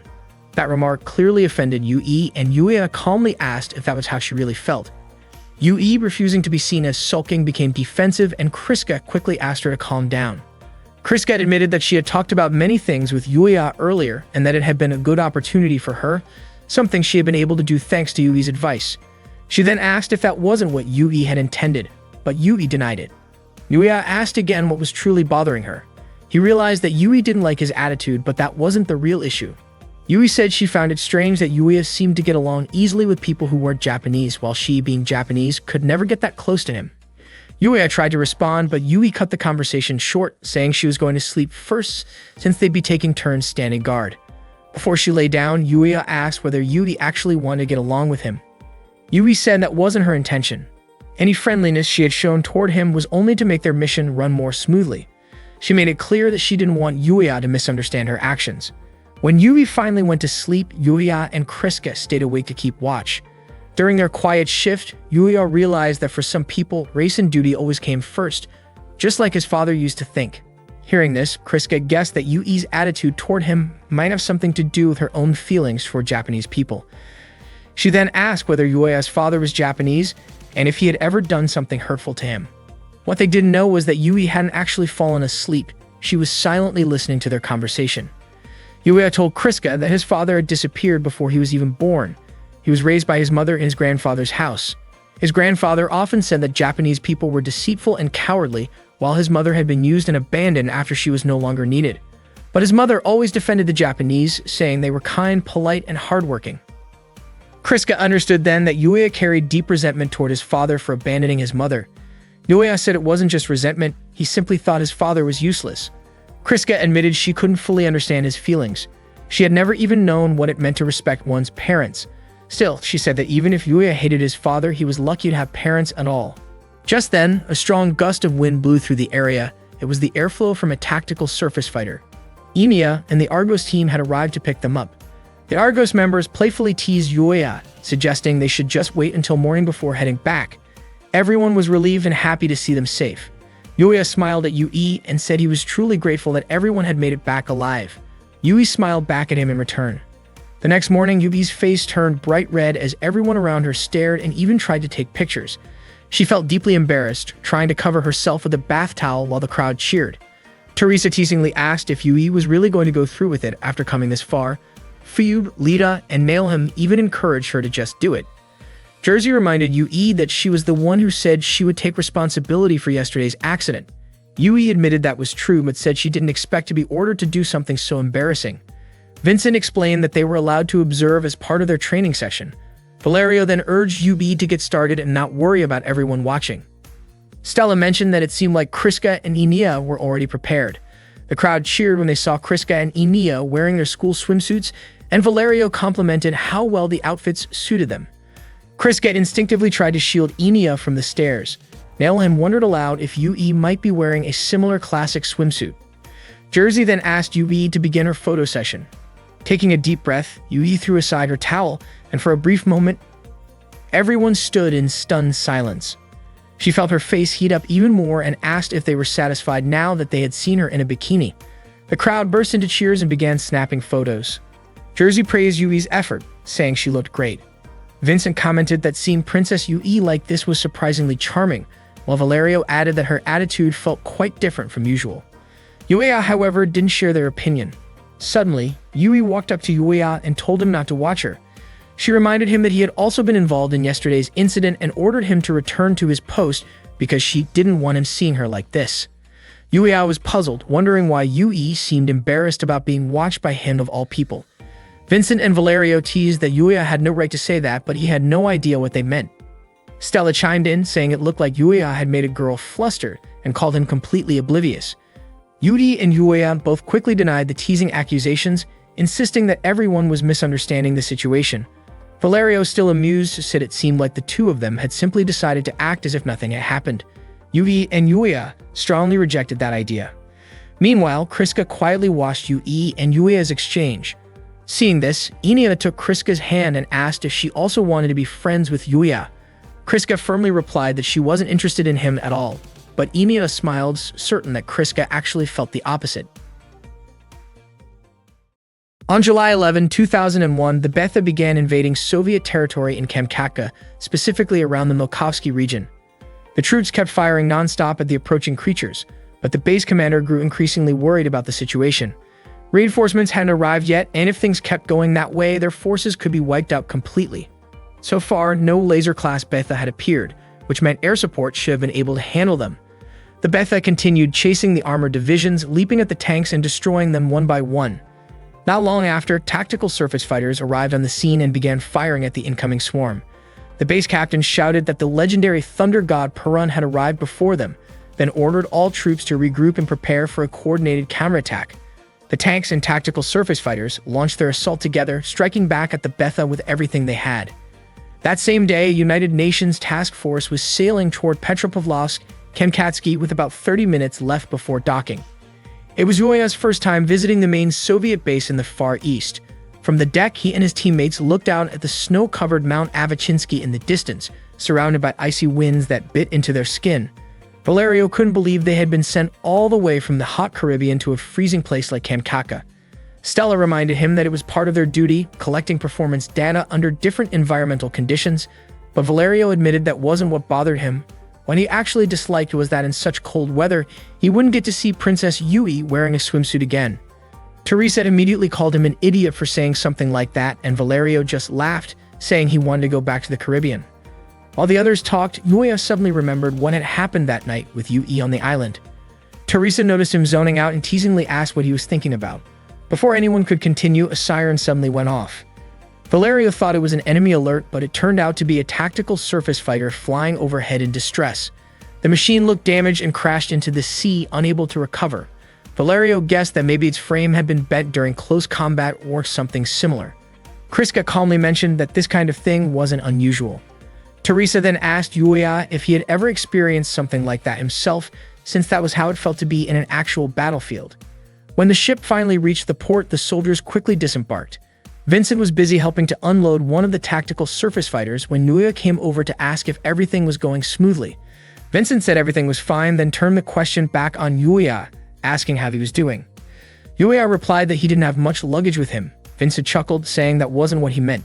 He was talking about Yui. Ever since Yuya had spent the night with her on the island, it seemed like the two of them hadn't been talking much.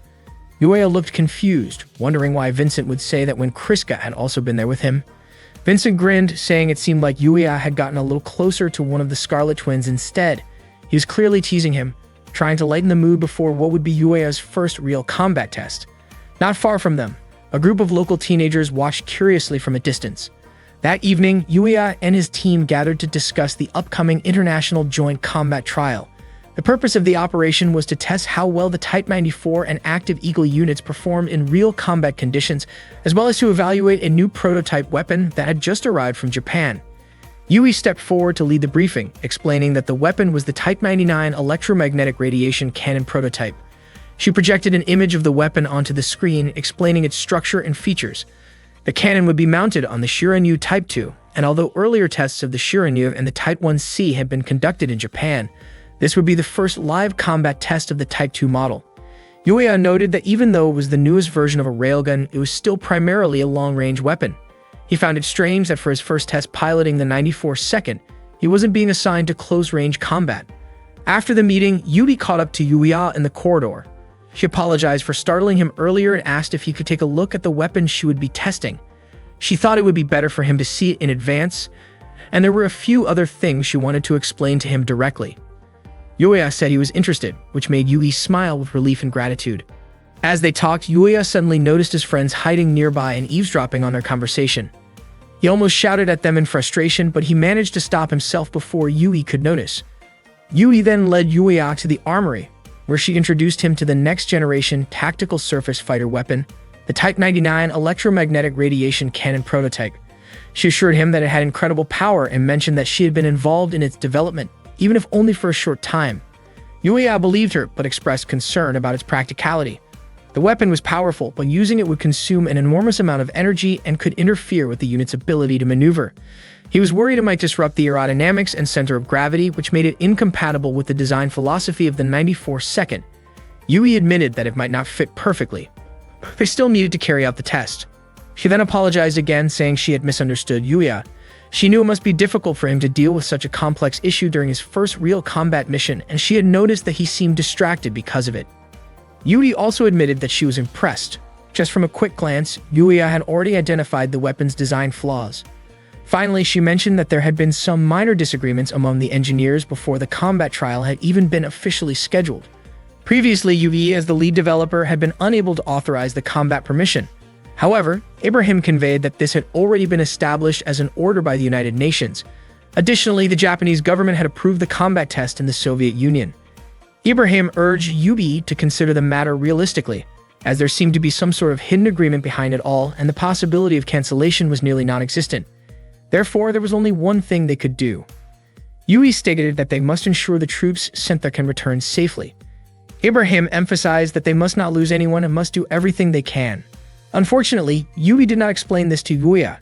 She advised him that, in the battlefield, if the weapon hindered him, he should release it. If that happened, Yui instructed Yuya to activate the self-destruct button on it. Yuya understood it turned out to be some sort of military secret that must not leak to other countries. Yui believed that someday perhaps it would become standard equipment worldwide. Once deemed ready, the weapon and the tactical combat robot would receive funding for mass production. However, this did not apply to pilots. Yui did not want to lose either the Shiryu Type 2 or Yuya as the lead test pilot. Yuya was deeply moved upon hearing this. Yui mentioned that 8 minutes was the average time for soldiers in their first battle. Yuya was aware of the 8-minute death concept, as it was also recommended in America. Yui's eyes welled up as she said that she'd have lost many friends in those 8 minutes. She recalled when her friends died one by one during that time. Although Yuya had no experience fighting real enemies, he would not underestimate it. He promised to bring the Type 94 second back safely. In fact, the electromagnetic cannon had frustrated him because it was considered to disrupt his combat test. However, after talking with Yui, Yuya no longer minded it. Not long after, a meeting was called for Yui. She suddenly remembered that she had to attend a meeting with the base officers and hurriedly left. Before she left, Yuya thanked her for helping him see the weapon up close. Meanwhile, Teresa admitted that she didn't feel comfortable in that place. Valerio asked if something was wrong with her. Teresa said that something had just happened to her. She wanted to ask the locals about PX, but they just laughed and ignored her. Valerio felt that they were just a nuisance to the locals, but that didn't mean they should be ignored. Stella said that, in reality, they were always ignored by the locals. They wouldn't even share information and no one was friendly. According to Valerio, if they looked at the history between the Soviet Union and Switzerland, it could be understood. Teresa felt that whether it was manpower, supplies, or anything else, nothing was sufficient. So it wasn't surprising if the locals didn't want to talk to people from the safe rear lines. Valerio teased Teresa, saying that she suddenly became so sympathetic. Teresa emphasized that she said that only because she understood how it felt to be on the front lines. Teresa wondered if Yuya was okay. She hoped he wouldn't encounter anything strange. Stella teased Teresa for being so concerned about Yuya and asked if she liked him. Teresa was so surprised that she started coughing. Meanwhile, it seemed Yuya was lost trying to find their barracks. Not long after, he found Misha, Inia's teddy bear. Yuya picked it up. Shortly after, he heard a commotion and immediately searched for the source of the noise. It turned out that Kriska and Inia were being harassed by the local Jar troops. Inia was terrified upon seeing the group of teenagers, but Kriska kept reassuring her. Kriska introduced herself as a member of the Soviet Strategic Research Unit, a test pilot from the Special Development Experimental Unit 331. The Jar troops referred to Kriska as an elite unit from the capital. Kriska was puzzled, as they should be comrades fighting for the same homeland. Instead, they mocked her and thought she was joking. Kriska was surprised. Weren't they both from the Soviet forces? Yet one of them called her just a Russian. One of the girls scolded her and said that Soviet wasn't the name of a country. They also brought up how many of the people who fled to Alaska were Russians, while people from Georgia and Kazakhstan, like the Jar troops, were treated like trash. They were angry and said that Kriska was just relaxing in the rear while they were fighting desperately on the front lines. Suddenly, Kriska's head started hurting and her body went weak. Inia panicked and called out to her. One of the young men grew frustrated. Even though Kriska had not been fighting, yet she had received such an advanced tactical battle robot. He kicked Kriska repeatedly, while Inia begged him to stop. The Jar forces tried to intimidate Inia, even attempting to harass her. Inia continued pleading, hoping Kriska could protect her, but Kriska was too weak to respond. The young man called Inia useless for being brought to the battlefield. Kriska insisted that Inia was far from useless. The young man then embraced Inia, and she could only scream for Kriska. At that moment, Yuya arrived, quickly intervened, and stopped him, handing a protective device to Inia. He then checked on Kriska to make sure she was alright.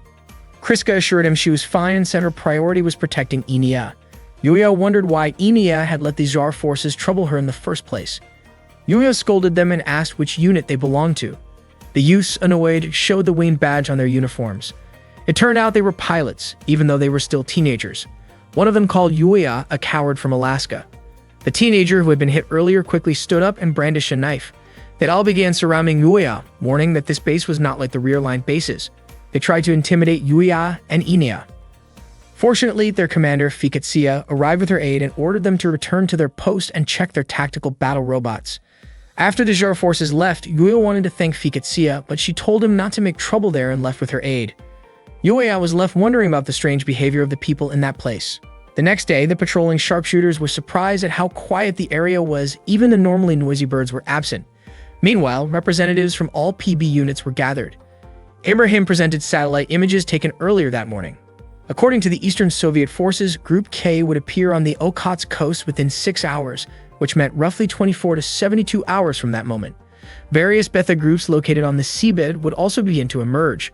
Their plan was to follow the Soviet forces to prevent the Betha from advancing and carry out their first combat tests there. Teresa was eagerly anticipating the event, while Valerio felt queasy from the food and wanted to spend time elsewhere. Stella reminded everyone not to let their guard down. Ibrahim explained that the Argos test unit would pair up with pilots from the Eastern Soviet forces, the Jar unit. He then introduced the Jar commander, revealing that Fikatsia was in charge of the Jar unit. Fikatsia introduced herself as the commander of the Jar battalion and explained that she would guide everyone to the training grounds. It was August 8, 2001. She showed them the area where the United Nations representative forces conducted their exercises, which also doubled as their combat training zone. The northern area was designated for the IDAR test forces, the southern area for China's Baofeng combat units, and the central area for the Argos test forces. Valerio was pleased to be positioned in the center, and Teresa commented that this gave them enough space to maneuver. Stella pointed out that if any gaps appeared in their formation, they could be surrounded. And with a mountain behind their line, their position was strategically safer compared to the northern and southern sectors. Fikatsia added that they were fortunate because, during this intense operation, they had the opportunity to train freely. Yuya acknowledged that it was a great chance for him. Fikatsia went on to explain the steps they would take during combat exercises. Yuya was full of energy, thinking that to master tactical combat robots, he had to experience combat firsthand. That was the key to becoming an exceptional pilot, just like the others. At that moment, he noticed that Kriska was not present. When Fiketsia mentioned allowing the Betha to enter so that the test forces could train, the Jar teenagers laughed. Fiketsia reminded them not to interfere with the exercises. Yuya wondered if Yui felt worried since he had never experienced combat before. Frank mentioned to Ibrahim that with so many experienced pilots participating, it could gather valuable data, but Ibrahim warned that they would be facing real challenges. Later, Yuya and Vincent headed toward Nokfoski, which was right at the front lines. Vincent asked if Yuya remembered the electromagnetic radiation cannon. Yuya's mind, however, drifted to Kriska and Enia, thinking about how they never followed instructions and hoping that past incidents would not repeat. He admitted feeling concerned. Vincent reassured Yuya not to worry about his tactical combat robot and reminded him that what mattered most was demonstrating his abilities to the Betha. Unexpectedly, Yuya mentioned the Scarlet Twin, which surprised Vincent and made him break suddenly. Yuya scolded Vincent, asking what was going on. Vincent admitted that he had expected Yuya to be focused on the upcoming battle, not thinking about girls. Yuya brushed it off, saying that he was only a test pilot for Kriska. Yuya then noticed Kriska and Enia with a group of unruly teenagers. He quickly got out of the car to observe, worried about both girls, but the situation turned out differently than he had feared. Yuya saw Kriska restraining one of the teenagers. She would have let him go if he acknowledged her as a friend, but the teenager refused. They were surprised to see Kriska acting so differently from her usual timid self. The teenagers shouted in discomfort, and they worried that Kriska might cause serious harm. Kriska calmly explained that the frontline medical care was quick, and that with proper rest, injuries could heal within 10 days. She released the teenager and warned him not to approach Enia again. Another teenager brandished a knife at Kriska, prompting Yuya to shout for them to stop.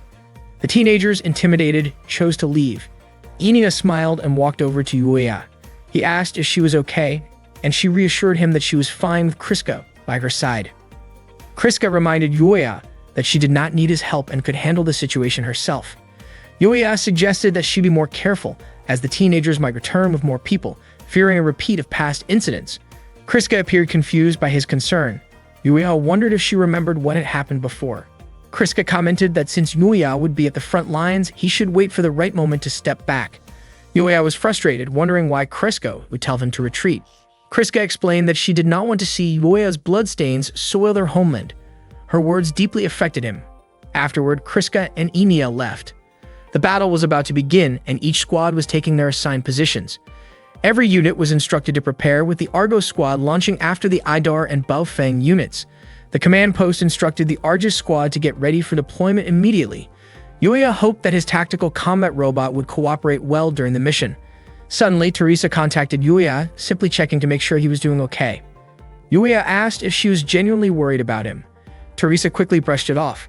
Stella reminded her that expressing emotions before a joint mission often brought bad luck, and Valerio suggested that Teresa save those feelings until after the mission. At that moment, no enemies had been detected by the warning system. Yuya was concerned about whether Kriska and the others in Zone 1 would be alright. He also wondered why so many things were clouding his mind. Suddenly, the teenage members of the Jar squad laughed mockingly at the other units, making fun of those preparing for their first battle. They were confident that these inexperienced soldiers would not survive the so-called 8-minute death. Yuya deliberately remarked that his comfortable seat made him sleepy and that he would take it easy since it was his first battle. One of the Jar teenagers was clearly annoyed by his response. An alert suddenly announced that Betha units were 4,000 meters ahead. The naval fleet readied their cannons to fire in 37 seconds. Yuya looked visibly panicked. Teresa urged him to stay calm, while Valerio was surprised to see that countdowns always made Yuya nervous, and Stella also tried to reassure him. Yuya realized that he had caused his friends to worry about him. Once the countdown ended, the cannons fired together toward the sea, and some Betha units were already approaching. Yuya had not expected to be in the middle of a real battle. The naval fleet proved insufficient to handle the Betha forces, which continued advancing and overwhelming the shooters. Yui noted that the frontline defenses were still lacking, and if the situation continued, a large number of Betha would break through. Ibrahim asked Jersey why the situation was so different from the mission instructions. Jersey explained that it seemed the naval units had not yet recovered from their defeat in the previous battle.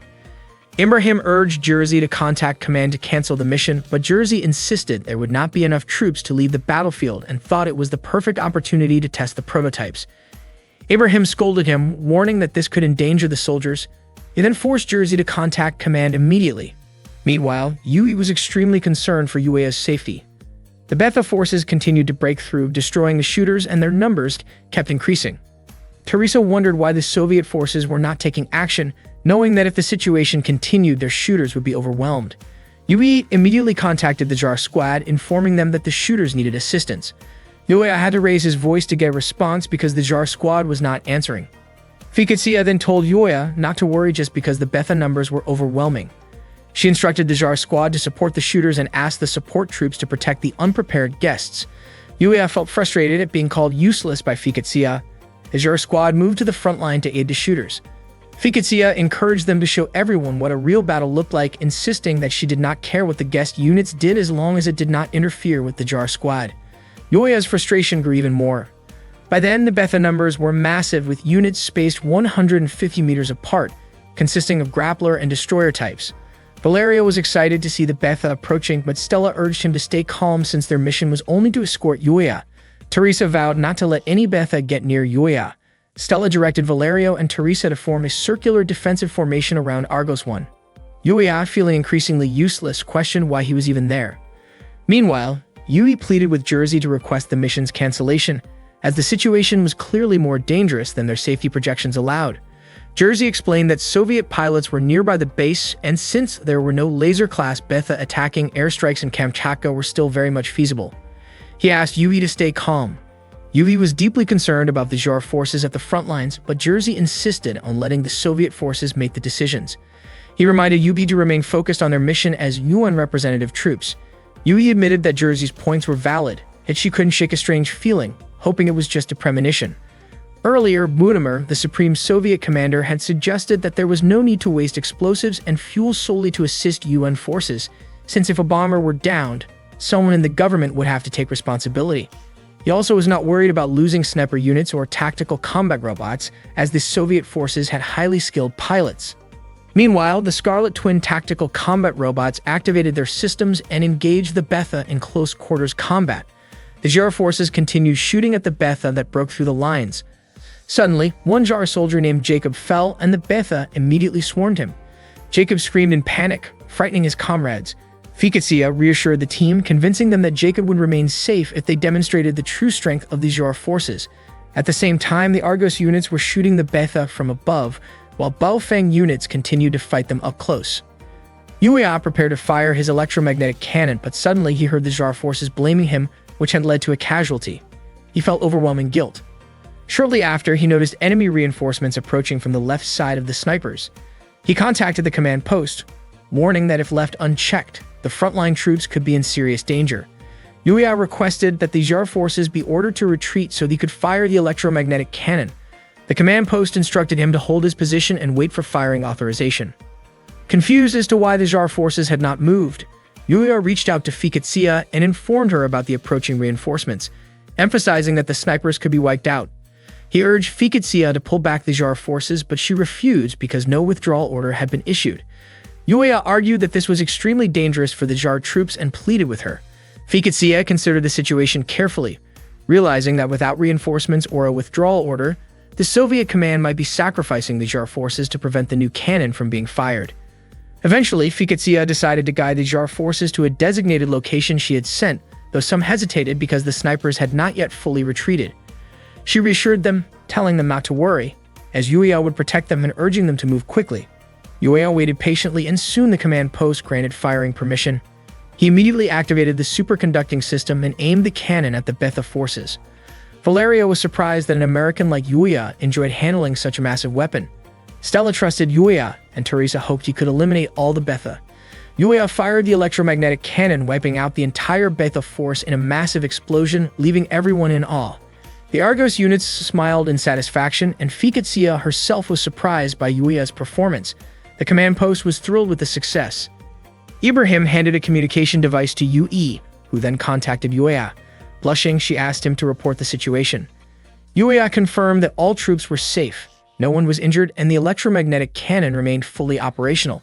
Yui praised Yui, noting that his performance was commendable for his first battle. Yui credited the Japanese-made cannon for saving everyone and praised the Japanese, including Yui herself. Touched by his words, Yui requested that the Argos units return to base immediately as the mission was complete. She was so moved by the battle that tears streamed down her face. After the battle ended, Yuya and the other troops returned to the base, where everyone welcomed them with joy. Vincent even cheered enthusiastically, praising Yuya for defeating the monsters.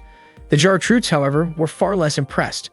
They claimed that Yuya did not deserve to be called a hero, arguing that he had been too afraid to fight on the front lines and had only pulled the trigger at the right moment.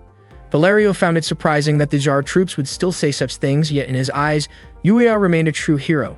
Yuya, for his part, acknowledged that the Jar troops were not entirely wrong.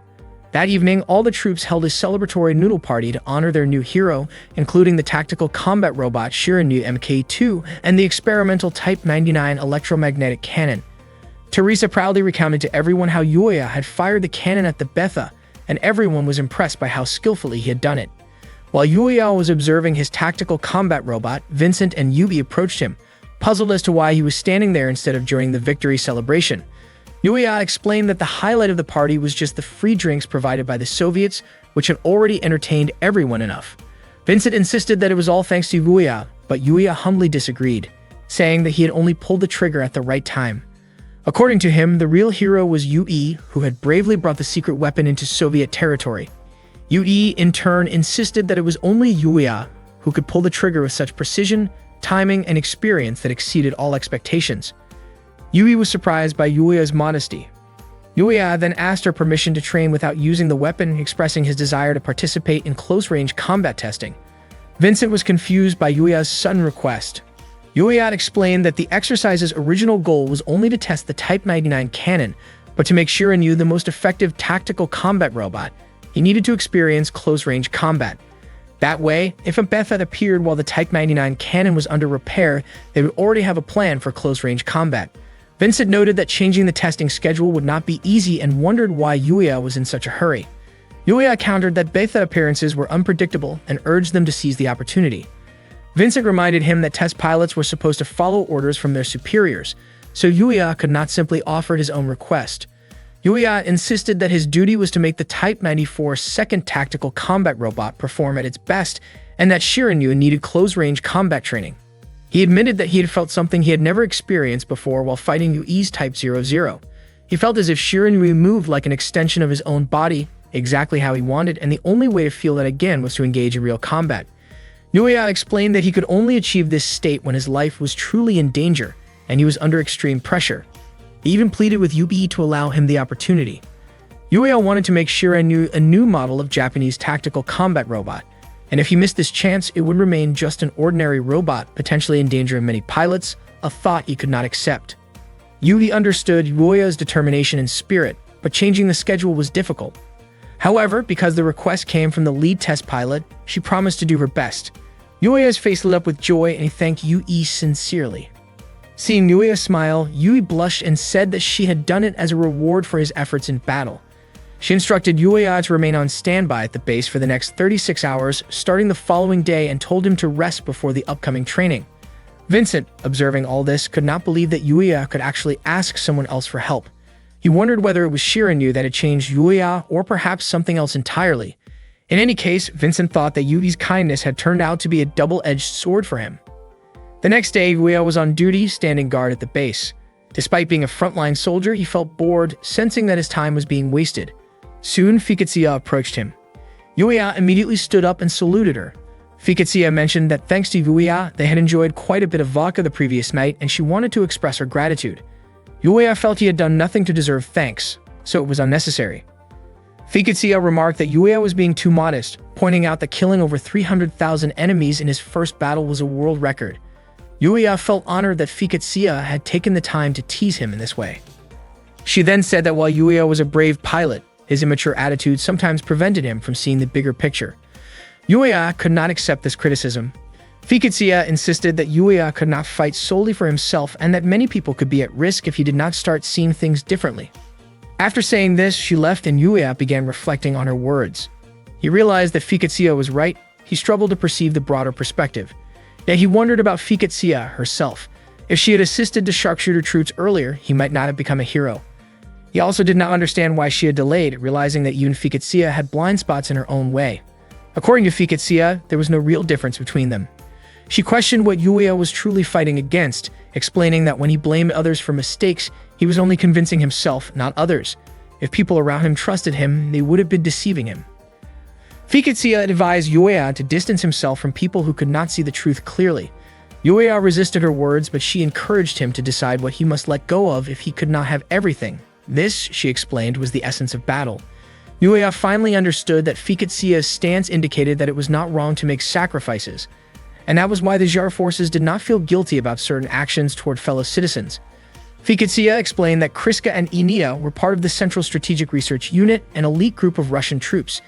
She added that the frontline soldiers were from countries under Russian control, which made it understandable that the Zhar forces resented the privileged troops.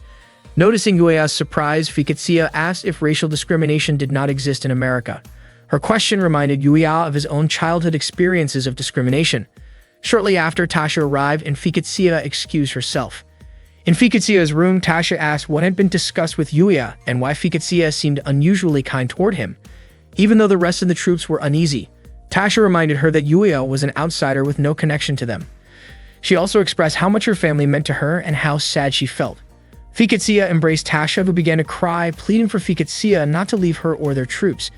Fiketsia reassured Tasha that she would stay for the sake of their forces. Tasha, overwhelmed with emotion, hugged Fiketsia even tighter. Meanwhile, the Imperial Japanese Technology Department was discussing the Type 99 electromagnetic cannon, which had successfully defeated many Betha forces. They praised the weapon's power, confident that it would make overcoming the Betha easy and allow them to take control of Sadagashima effortlessly. They also asked IG what would happen if the Empire's secrets were stolen. IG realized that UE's mission to bring the secret weapon to the Soviet Union was not something trivial. He resolved to always support her, confident that UE would bring hope and light to the Imperial forces in the future. Meanwhile, UE was still thinking about Yuya's request. She realized that, in the end, she had brought Japan's secret weapon only to counter Yuya. Yuri understood that this would draw the attention of the Soviets, yet she still wondered if she was making the right choice. Not long after, an alert about the appearance of Betha was issued. Unfortunately, Yubi forbade the Argo squad from launching. Upon hearing this, Yuya was naturally displeased with her decision. Ibrahim reprimanded him for speaking out of turn. Yui explained that at that time, Type 99 was inactive, and she did not know why. Even the main computers and all control systems were down, and the cause was still unknown. The Imperial Department had decided to send someone familiar with the system, so preparations were being made to send encrypted data to Japan. Essentially, they did not know when they could go online. Frank asked why, if they could not test Type 99, they did not simply speed up the testing plans for other operations, such as close combat drills. Ibrahim agreed with the suggestion. Frank argued that the company could test Active's close combat abilities, and even with Type 94 second, he was confident that there would be no issues trying it on tactical combat robots. Hearing this, Yuya tried to voice his objection, but Ibrahim once again reprimanded him. Jersey suggested using Type 94 purely as a pursuer, and Frank agreed, considering the number of troops participating in the training. He also asked for Type 94 second to be prepared immediately. Ibrahim reminded everyone that Type 94 second was still being configured. Jersey noted that there was no guarantee that the Betha reaching land would be numerous, and he believed allowing Yuya into the battlefield would benefit his development. Frank even mentioned that if it was indeed deployed with the troops, it would not need to be reset, making it a potential solution for the problems they faced. Yuya was confident he would get the chance. Yui agreed that if they insisted on using Type 94 as the pursuer, she would be the pilot. For some reason, Valerio thought it seemed that Yubi did not want Yuya to launch, possibly because he lacked combat experience. Teresa expressed her objection, requesting that Yudi allow Yuya to act according to his wishes, arguing that pilots could only truly develop on the battlefield. She reminded Yudi that she too wanted Yuya to gain combat experience. Teresa even offered to pilot Type 94 while Yuya would operate Active. She reassured everyone that she would protect Yuya, and Valerio was willing to help. Yuya reflected on what he should say after hearing his friend's statements. Yuya remembered Fiketsia's advice: if he could not have everything, he needed to decide what to let go. Unexpectedly, he handed Type 94 second over to UE, reasoning that their priority was collecting close combat data for that model. Frank laughed, regretting Yuya's decision, as he believed the test pilot should not give up easily. Frank insisted that all Argos troops should launch, as their goal was to collect close combat data on Active, and they would not change the pilot. Yuya appeared reluctant, but Jersey reminded him that Frank was no longer asking politely but issuing orders. Ibrahim reluctantly complied. Yudi appeared deeply worried. Meanwhile, Teresa was questioning the Zhar forces individually about their love for their homeland and their shared goal of defeating the Betha. Seeing the Zhar troops' enthusiasm, Ficazia felt they were perhaps too inexperienced to fully trust, yet she remained on the battlefield, continuing training with them to determine how many could be saved. Teresa delivered a fiery speech inspiring the Jar troops, reminding them that the fate of their homeland rested in their hands. Ficazia hoped there were others training young men out there as well. The battle against the Betha began with the Jar troops taking the front lines. They launched attacks while teasing the Argos forces. Teresa and Valerio were energetic as they engaged the Betha. Observing Yuya standing still, one of the Jar troops mocked him. Meanwhile, the Adar forces had completed their drills and were standing by on the battlefield, while Argos troops had only completed 65% of their tasks. Yui could not believe that, in the end, she still had to send Yuya into battle despite the tactical combat robot being incomplete. She had even gone so far as to take Imperial secrets and risk the pilot's confidence, and she felt fully responsible for it. Ibrahim told Yui that the battle seemed to be proceeding smoothly and suggested she focus on her duties while he oversaw the engagement. Yui promptly excused herself and handed everything over to Ibrahim. The battle was completed without much difficulty and the Betha forces were wiped out. However, shortly after, an alert indicated a massive tremor. The command post informed Yui that Betha forces had emerged from underground. The numbers were substantial and they were 13 kilometers southwest of the base. Yui was shocked by the tremors and soon after, a massive explosion was heard. After defeating the Betha, a sudden tremor was felt from deep underground. It turned out there were Betha forces emerging from below the surface. The shaking grew stronger and no one could determine their numbers or the types of units involved. Up to that moment, there were still no signs of any laser-class Betha. Not long after, the communication channel was cut off. Yui couldn't understand why that had happened. At the same time, the Baofeng unit had just finished their mission. But soon after, an alert code 991 appeared. A large number of Betha were detected moving toward the battlefield. One of the Baofeng troops tried to contact the command post, but there was no response at all. They began to suspect that the base might have been taken out.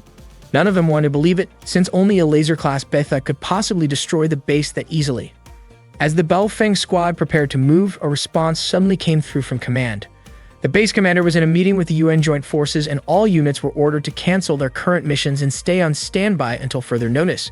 The Baofeng troops were puzzled by the sudden order. It meant they had to wait for new instructions from the Soviets. Meanwhile, Teresa looked frustrated because she couldn't do anything but wait.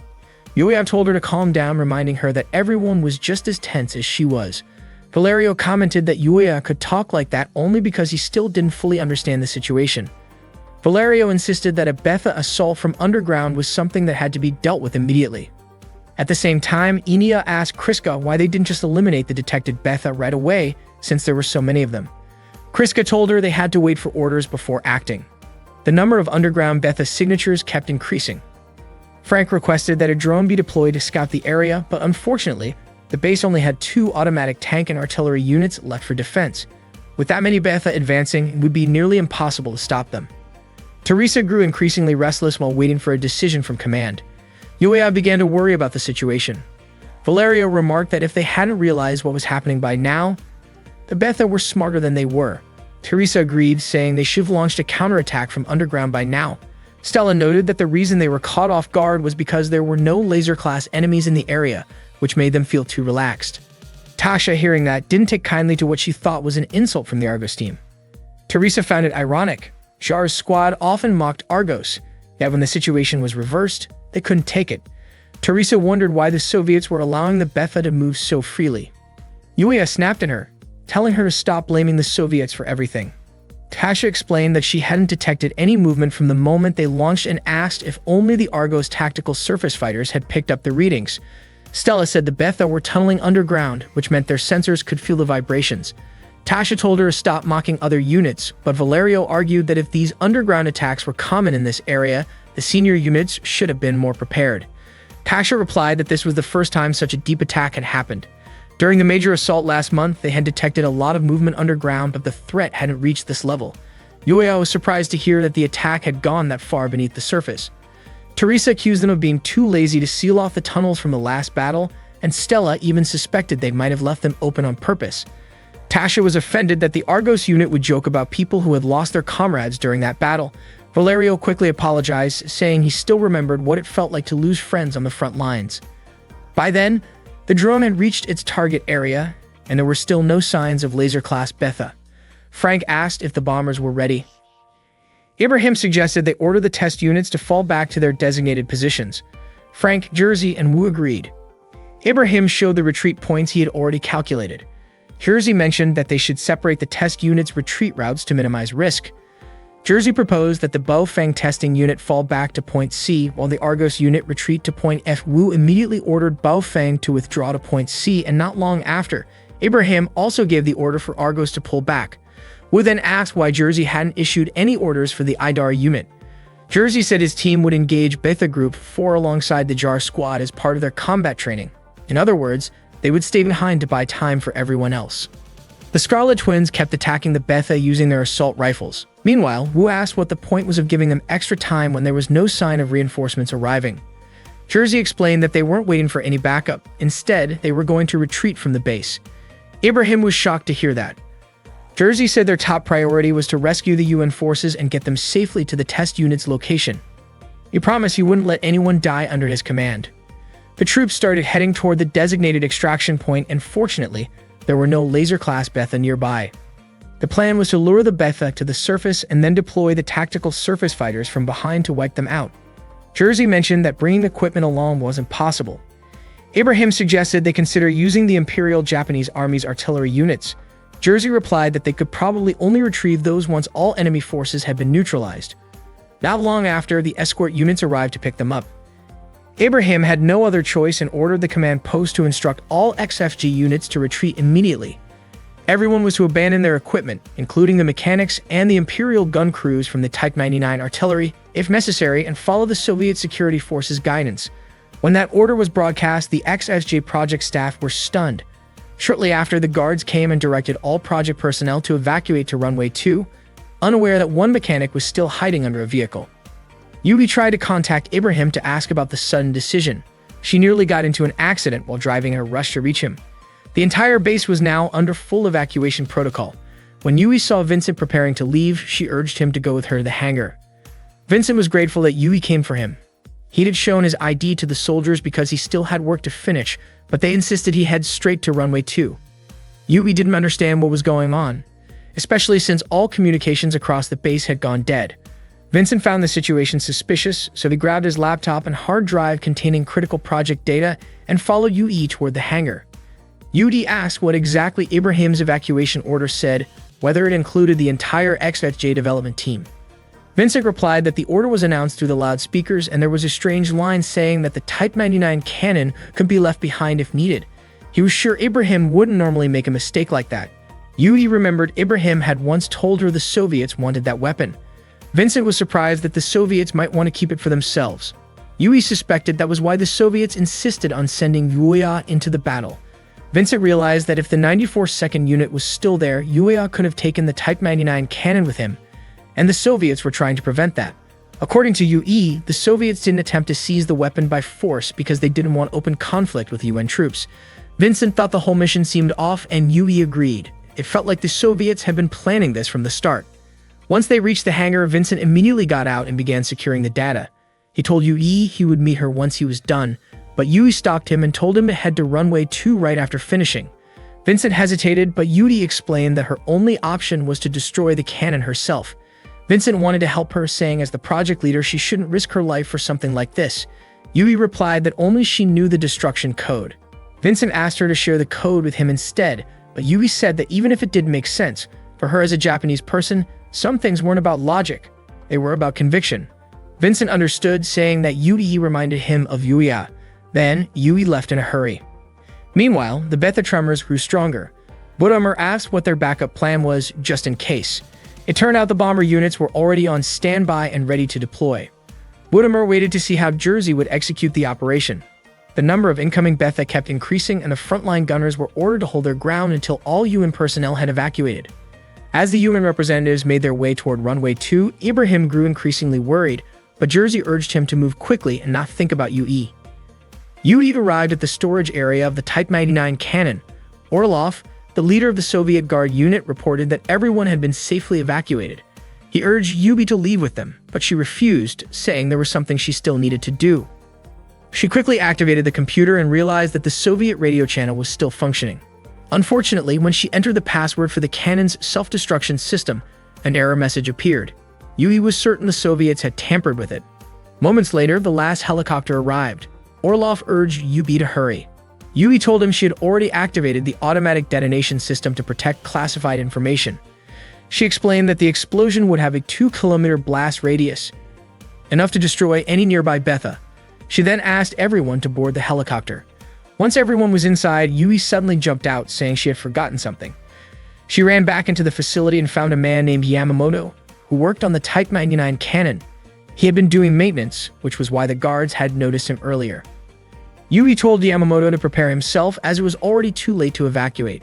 But Yamamoto insisted on staying to make sure the cannon was destroyed. Yui apologized to him, explaining that she had intended to handle the task alone. Yamamoto said the Soviets had interfered with the automatic destruction mechanism and that it now required a master code to fix the error. Without it, the cannon couldn't be detonated. Yui insisted that they had to destroy the cannon no matter what. Meanwhile, Fiketsia contacted the command post to confirm that the latest order wasn't a mistake. Budamer instructed Zhang's unit to advance 5,000 meters from the supply base. Fiketsia double-checked, unwilling to risk her team's lives just to protect an abandoned base because of someone else's blunder. Budamer quickly called her back, assuring that the new order was valid and had been approved by Central Command. Fiketsia apologized, saying that her unit had originally been tasked with guarding guests but was suddenly being sent elsewhere without a clear reason. Budamer told her to return to the underground area, the same one from last month, praising how well she had handled that previous assault.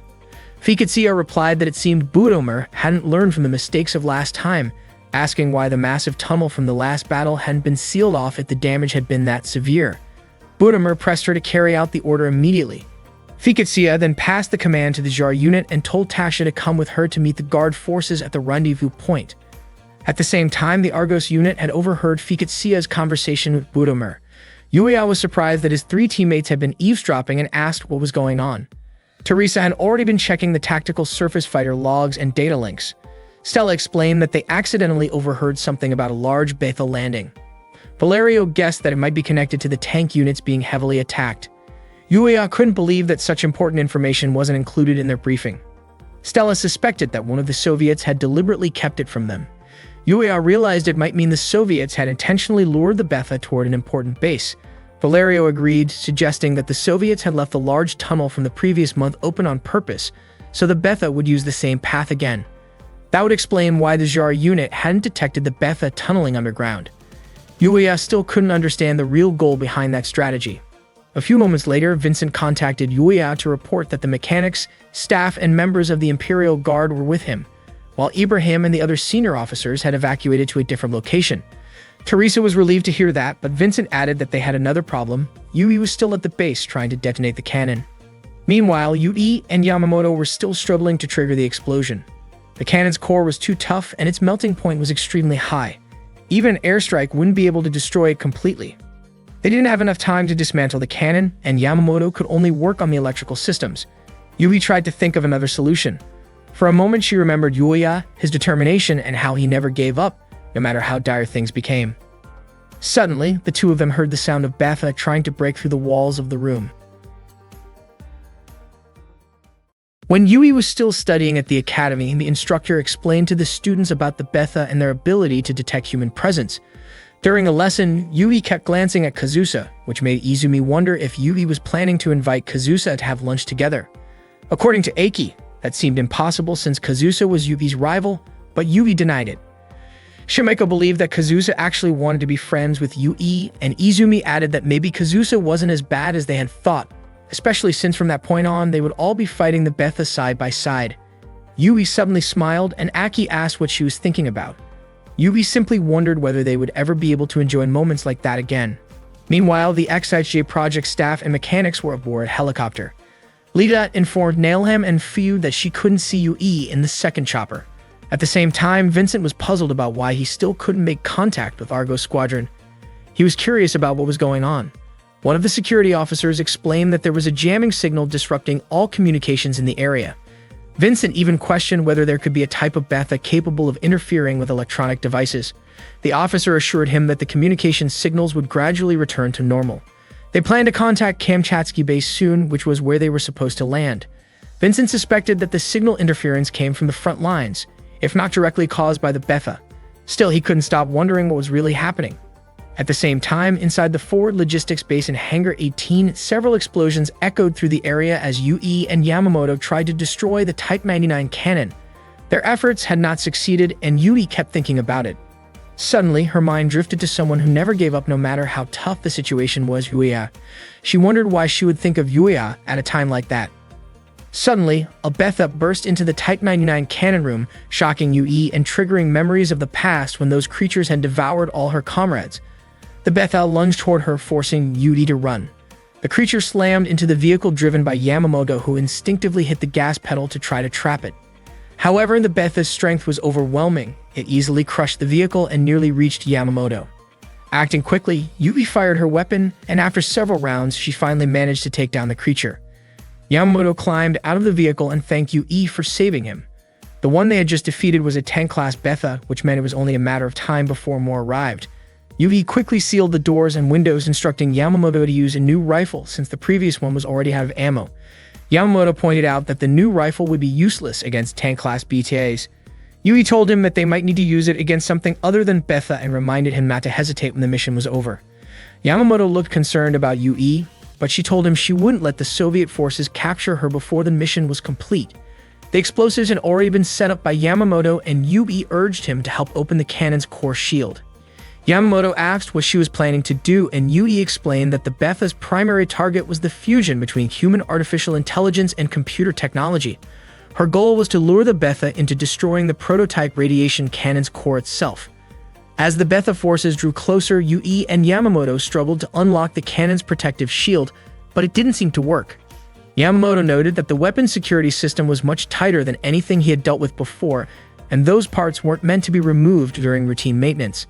It was a kind of defense system designed by the renowned Yokohama company, and tampering with it carelessly could ruin the mechanism. Still, Yui trusted him to handle it. Yamamoto said that everyone gets one chance in life, so he wanted to take on this challenge. He had offered to lure the Betha toward the weapon's core himself, but Yui refused. Yamamoto objected, pointing out that the military usually prioritized the survival of officers. Yui firmly told him to stay on task. She admitted that even though she was part of the UN forces, she was still a soldier of the Imperial Guard, whose duty was to lead and set an example, whether it seemed rational or not. It was simply the responsibility she had been born into. Yamamoto then said that, as a man, he wished to protect a woman, even if it cost him his life. He apologized to Yui for what he felt had been an insult to the Imperial military. Yui asked him to continue working while she kept watch at the front. Just then, the sound of heavy noise came from below the room. Meanwhile, the security unit stationed at the front line of the logistics base reported that a disturbance had occurred. Communication had been completely cut off, and the Betha Unit 7 forces had already entered the base area. Jersey mentioned that the main base formation had been neutralized. Woodomer also explained that the strange communication interference combined with the Betha assault made the battlefield a terrifying place for him. Still, the base played a crucial role in supporting the Kamchatka defense line, helping minimize overall damage. Woodomer then asked about the Tsar unit. At that time, Tsar's forces were on their way to the logistics base and were just about to reach the affected area. Rogosti refused to make contact, believing they were capable of protecting the supply base on their own and retrieving any remaining materials. It turned out that this had been the Soviet team's plan all along. By that point, the Betha had surrounded Hangar 18. Yui watched from inside, standing by and preparing herself. She knew she had to act quickly so that her death wouldn't be meaningless. Her thoughts drifted to Yamamoto's final request for her to protect him before he died. Yui had never imagined she would still be treated differently, simply because she was a woman. Yamamoto had carried out his duty, but then he heard something unusual. When Yui asked what was happening, Yamamoto moved to check it out. Moments later, the Betha suddenly broke through right in front of Yui. She immediately took a defensive position, ready to fire. Meanwhile, Yamamoto followed the strange noise to the lower level to assess the situation. He didn't find anything at first, but the sound became louder. Without warning, the floor beneath him collapsed, and he fell, getting caught by a hanging cable. Soon after, he spotted a swarm of Betha moving through the underground passage. Panic took over as he tried to climb back up and open fire on them, but they were incredibly difficult to stop. In his struggle to evade the creatures, he unknowingly backed into one approaching from behind. At the same time, Yui successfully stopped the Betha that had entered through the front door. A few moments later, she heard Yamamoto screaming and rushed to help. Yamamoto was desperately trying to fend off the approaching Betha. Seeing Yui, he pleaded for assistance, but his ammunition had already run out and the creatures were closing in. Filled with fear and pain, he urged her to run. Hearing his agonized cries reminded Yui of the moment when Kazusa was taken by the Betha. Realizing what awaited him, Yui made the heartbreaking decision to end Yamamoto's suffering before the creatures could reach him. Overwhelmed by exhaustion and sorrow, Yui watched as the Betha overran the area. On the monitor, she noticed that Yamamoto had managed to open the cannon's core shield before his death. She acknowledged that he had fulfilled his duty with honor. Yui then fired at the incoming Betha and triggered the explosives that Yamamoto had prepared. The base erupted into a massive explosion, but a tank-class Betha emerged from the flames, forcing its way through the debris.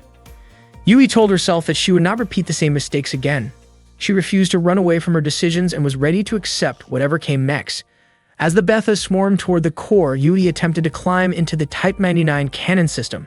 However, the violent tremors from the approaching enemies caused her to lose balance and fall, injuring her arm with sharp fragments. Surrounded and unable to continue, she felt a wave of resignation. She apologized to everyone for failing them, holding tightly to her father's old watch, and whispered an apology for not being able to complete her mission. In her final thoughts, she remembered Yuya. Suddenly, a tactical surface fighter appeared and began firing at the Betha surrounding her. To her surprise, it was Yuya. He jumped down from his unit and rushed toward her, clearly upset that she had come there alone. Yui, weak from her injuries, asked why he had come and reminded him that no one had ordered him to rescue her. Yuya replied that it was true, no one had ordered him, but just as no one had ordered Yui to stay and destroy the cannon, he had chosen to act on his own. Seeing the pain on her face, Yuya told her she was pushing herself too hard. Yui tried to tell him not to worry, but he reminded her that she once said people were more important than equipment. He accused her of going against her own words. Yui quietly insisted that she hadn't lied. Yuya couldn't understand what had driven her to take such a dangerous risk, but he knew one thing for sure. He had been taught never to leave anyone behind, and that was why he refused to leave her there. Carefully, Yuya began to tend to the wound on Yui's arm. At that moment, Stella was watching the two of them from above. She noticed several Betha approaching and immediately opened fire. She hadn't expected more of them to keep appearing. If that continued, she would just waste fuel and ammunition, so Stella decided to detonate the remaining fuel to take out as many Betha as possible in one go.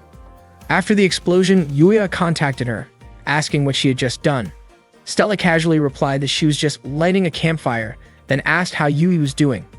Yuya said Yui was with him and that he was giving her first aid for her injuries. Stella told him to hurry since the enemy's main forces were almost there. Yuya replied that they would leave in 15 minutes, just as planned. He mentioned that their communication system was badly disrupted, even though radio signals should still work fine during a storm.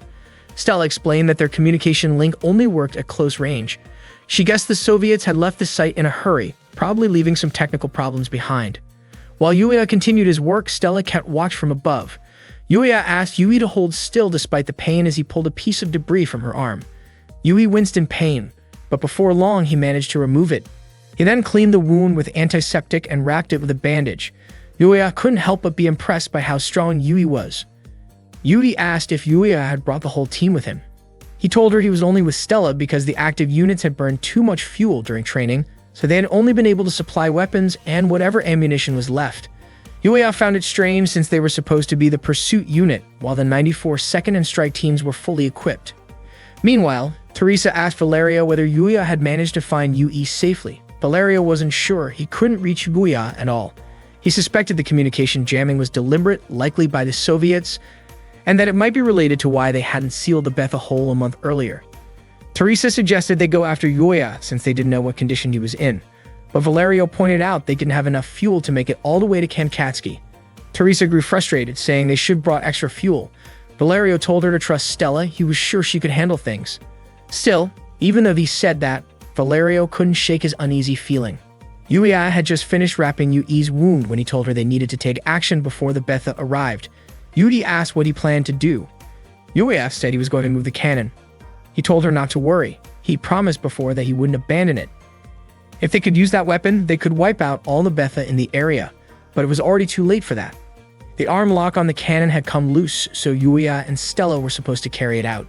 Yui, however, refused. She didn't want to let the Type 99 cannon remain active and risk becoming a dangerous threat. Her plan was to destroy the Type 99 prototype radiation cannon completely. At that same time, Stella noticed something strange. Every Betha was heading straight for the hangar. Different classes of Betha were converging from all directions toward the hangar where the cannon was located.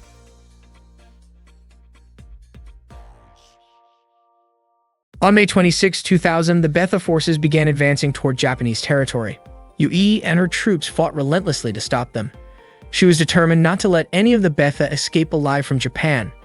Not long after, one of the White Fang soldiers reported that the Betha had just crossed Mivo Bay, numbering around 20,000. According to Kyoko from the Hydra unit, it seemed the Betha were gathering from the continent. 2 special royal units were already deployed, and Kyoko believed they could hold the Betha back for as long as possible. They were waiting for reinforcements from the Imperial Army, but the situation had grown dire after a surprise attack destroyed the main Yonago base. Kyoko advised the troops to split up to delay the enemy's advance.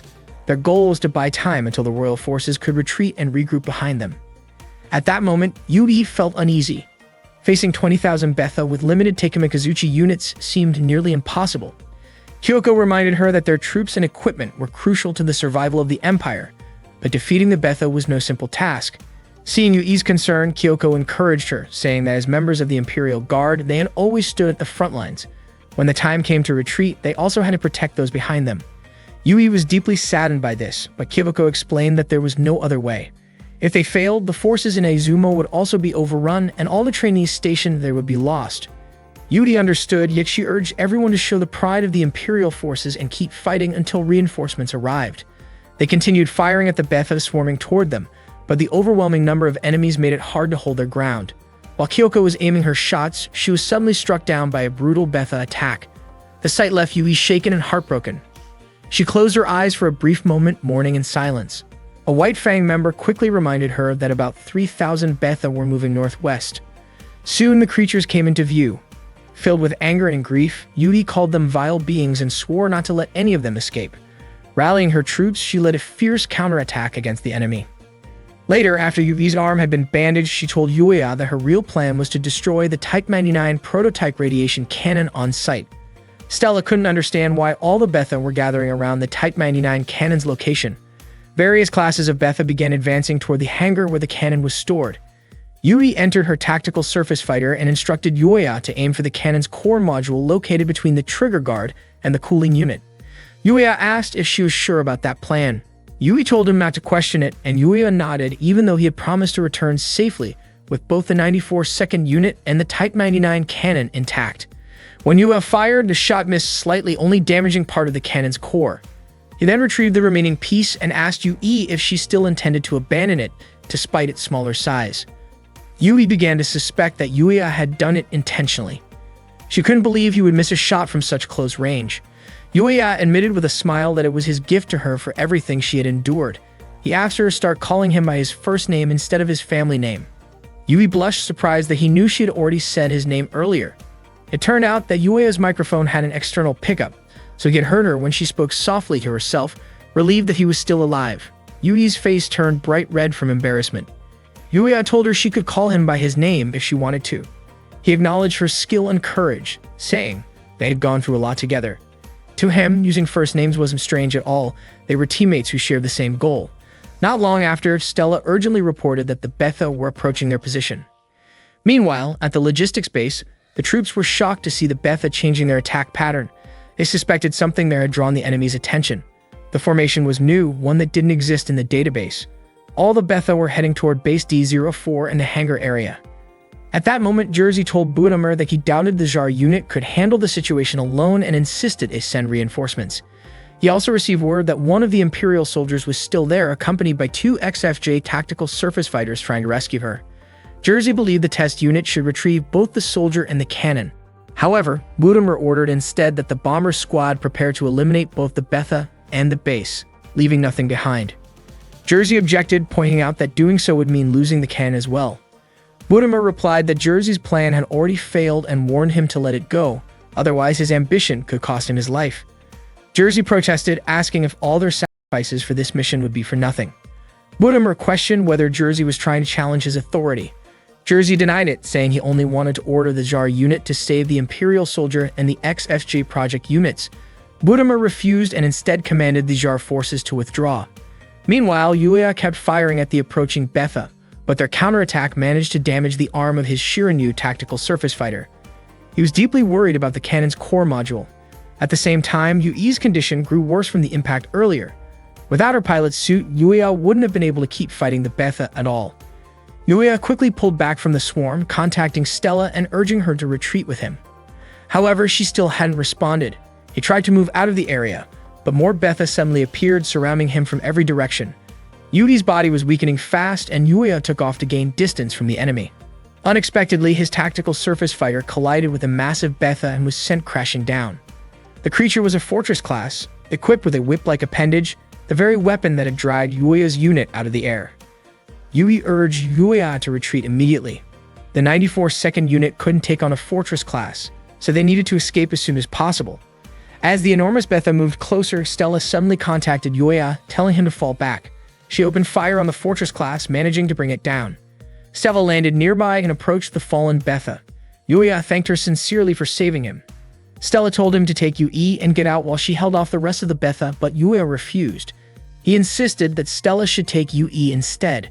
His own tactical surface fighter was heavily damaged, and he warned that attempting any high-speed jump might cause it to break apart completely. Yui disagreed with his decision, but Yuya told Stella to move quickly, believing Yui would be safer with her. Yui transferred to Stella's unit right away.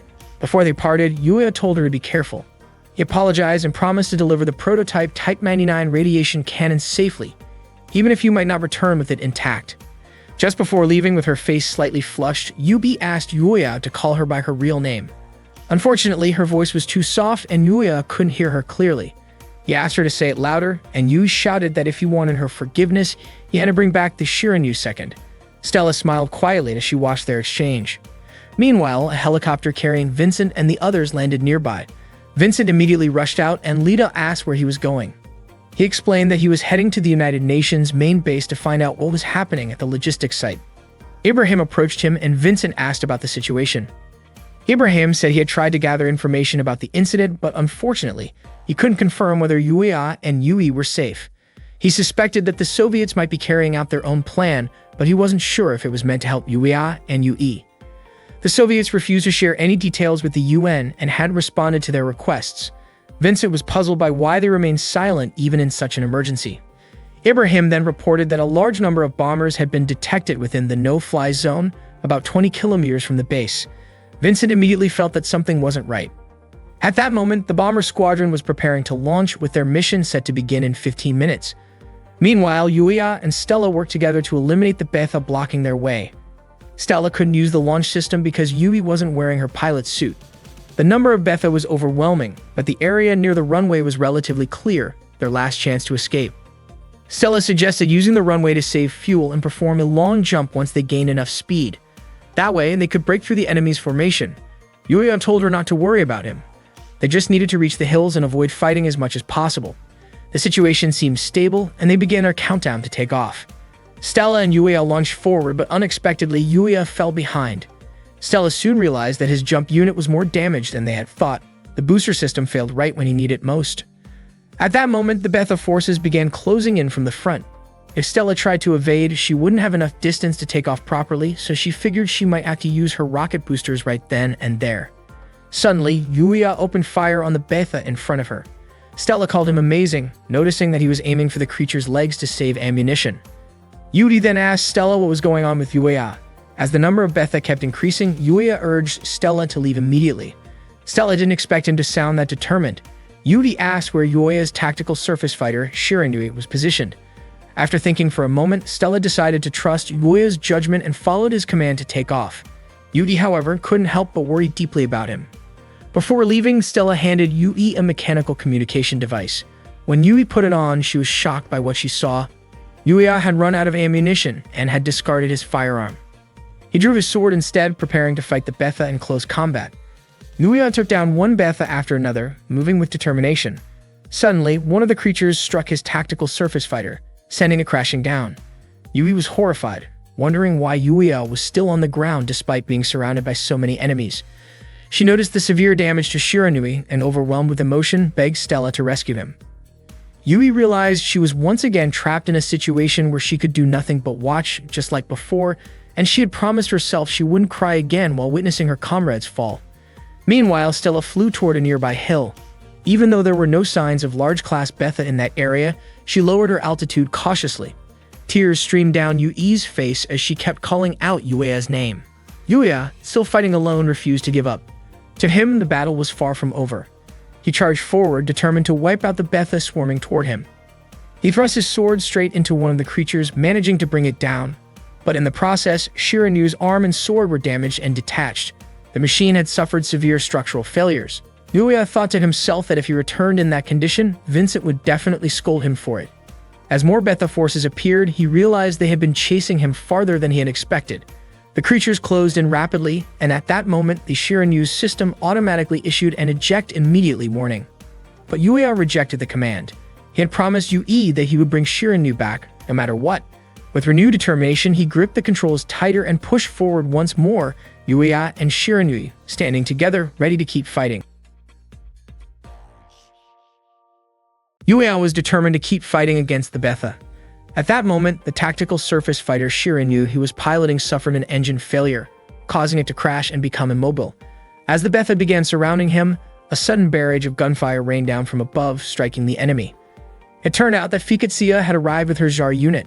She ordered her troops to clear the base and secure higher ground. Fikatsia encouraged everyone to destroy the Betha with full force.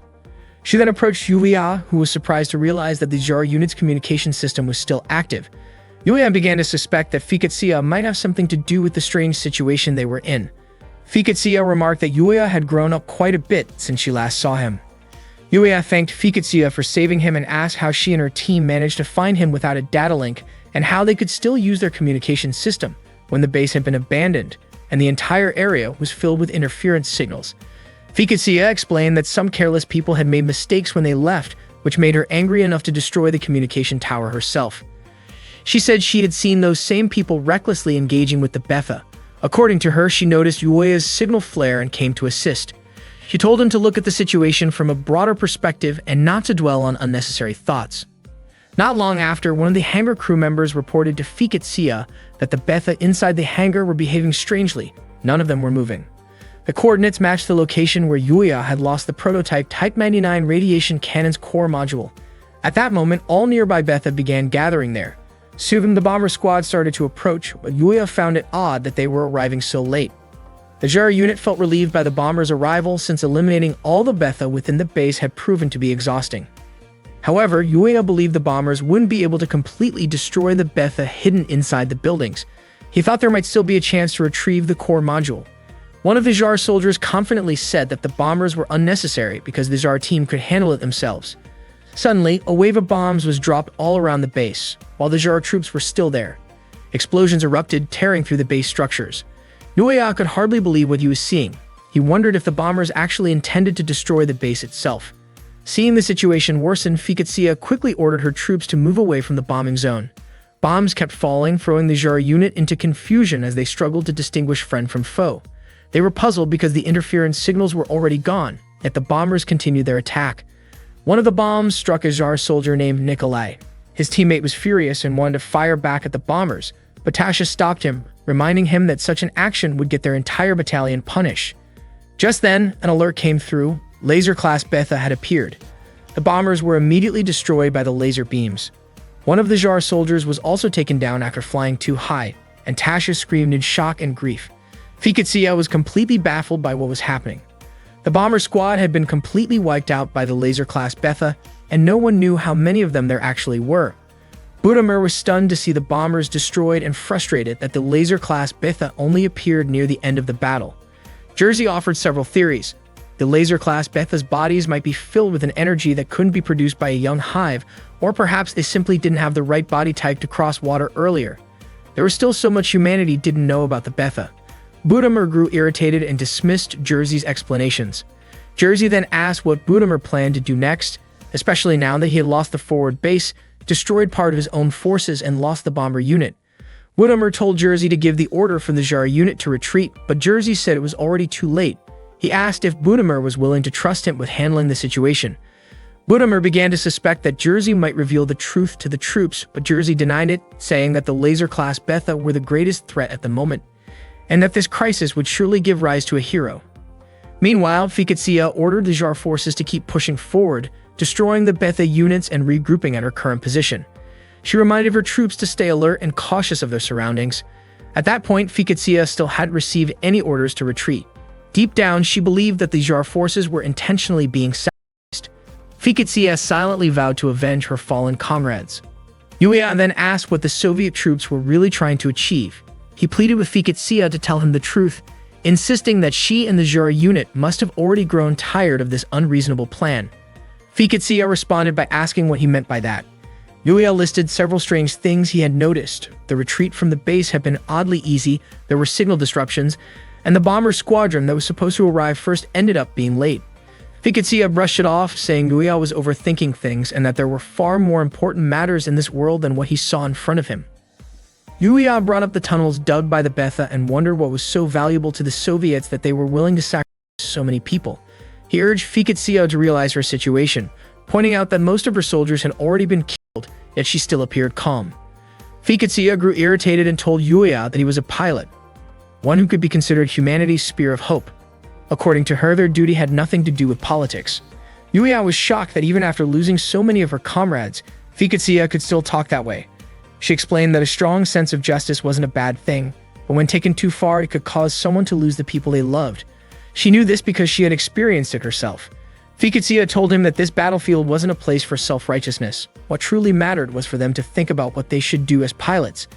At that moment, Yuya remembered the promise he made to Yue to bring back the 94th in one piece. Not long after, the remaining Jar soldiers regrouped near Fiketsia and Yuya. They detected Keat's signatures moving nearby. The laser-class Betha had begun to mobilize. Fiketsia immediately ordered Kale and Tonya to take Yuya back to where his teammates were stationed, then meet up with Commander Balakin's forces and follow his commands. Kale and Tonya were confused by the sudden order, but Fiketsia refused to explain her reasoning. Yuya also tried to question her decision, but Kale and Tonya reminded him that his tactical surface fighter was completely immobile. If he stayed, he would only get in their way.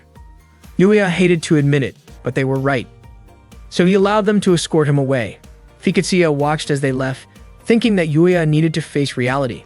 The scene reminded her of her own son. Soon, all the remaining Jar forces had gathered. Fiketsia knew it was time for her to fulfill her duty as a pilot. She gave her troops clear instructions. They had to eliminate all laser-class Betha units. If those weren't destroyed, the entire eastern defense line would collapse. The base had already been reduced to ruins. Fiketsia firmly believed that the Jar forces were the only ones capable of taking down the laser-class Betha. She reasoned that the Betha wouldn't attack their own kind, so the Jar soldiers could use the surrounding Betha as cover to get closer, then strike from the sides. They would defeat the laser-class units in a single coordinated strike, just like they had practiced during training. A short while later, radar detected a tactical surface fighter approaching from behind. Fiketsia frowned, guessing that the Soviets had probably sent it to silence them. She called it foolish. Their priority should have been to eliminate the laser-class Betha, not to target their own people. She couldn't believe the Soviets had the nerve to send one unit against an entire battalion. Fiketsia informed her troops that she would cover them from the rear line and instructed Tasha to lead the Jar forces in Arrowhead Formation 1. Tasha asked what they should do about the unidentified unit approaching them. Fiketsia suspected it was carrying a secret message and said she would handle it herself. She ordered the rest of the Jar forces to proceed with the mission and destroy the laser-class Betha immediately. Tasha then led her formation forward, reminding everyone to keep an eye on their altitude as they advanced. Meanwhile, Fiketsia waited calmly, watching as the unknown tactical surface fighter drew closer to her position. Meanwhile, Kiel and Tonya had taken Yuya away from the battlefield. Yuya was deeply grateful to them for saving his life. Tonya admitted that she was just following her commander's orders. After that, she and Kiel got ready to regroup with the rest of the Jar unit. Yuya reminded them to return to base, just as Fiketsia had ordered earlier, but they told him that their only commander was Fiketsia herself. They weren't fighting to protect the Soviets. They only wanted to protect the Jar troops, who had become like family to them.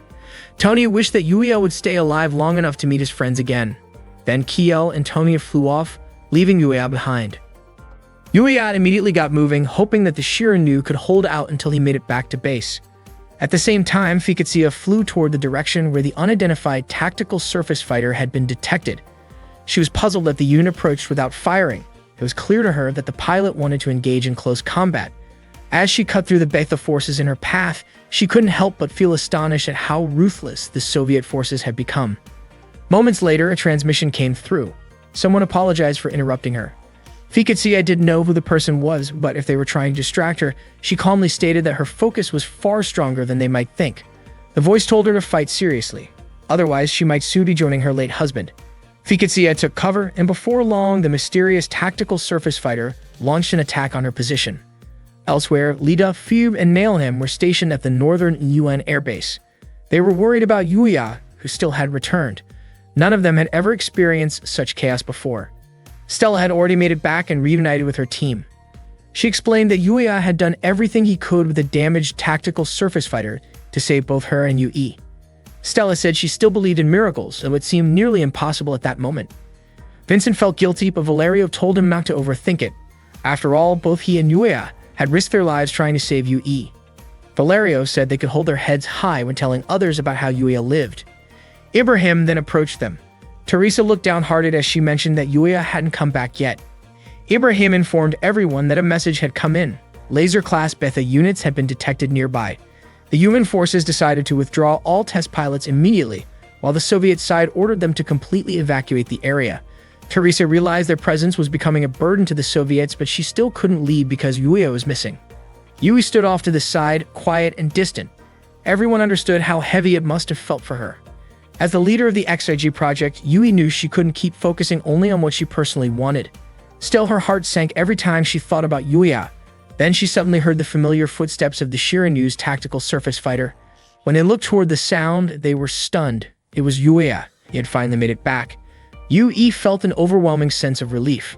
On August 28, 2001, during a joint ceremony between Japan and the United States, the second phase XFG-01, a Shiranyu's second tactical surface fighter, was officially launched. The audience erupted in applause as the machine was unveiled. Vincent asked Yuya what he thought about the second birth of the Shiranyu. Yuya called it beautiful, something Vincent hadn't expected to hear from him, especially about a Japanese-made tactical surface fighter. Yuya admitted that up until now he had acted like someone who didn't really understand himself, but through everything that had happened, he had learned so much about who he was. Vincent wondered aloud if Fiketsia had been the one to teach him those lessons. The Zero forces had defeated the laser-class Betha after helping Yuya escape. Once they were done, they eliminated the remaining Betha in the area. The eastern region stayed intact, and the Soviet government awarded the entire Tsar unit the title of Heroes of the Motherland. Yuya finally realized that Fiketsia had been right all along. He had been acting like a spoiled kid, unaware of how many people had risked their lives to protect him. He had only focused on what felt easy to him. From that moment on, Yuya made a silent promise. Someday, he would fight to protect someone else.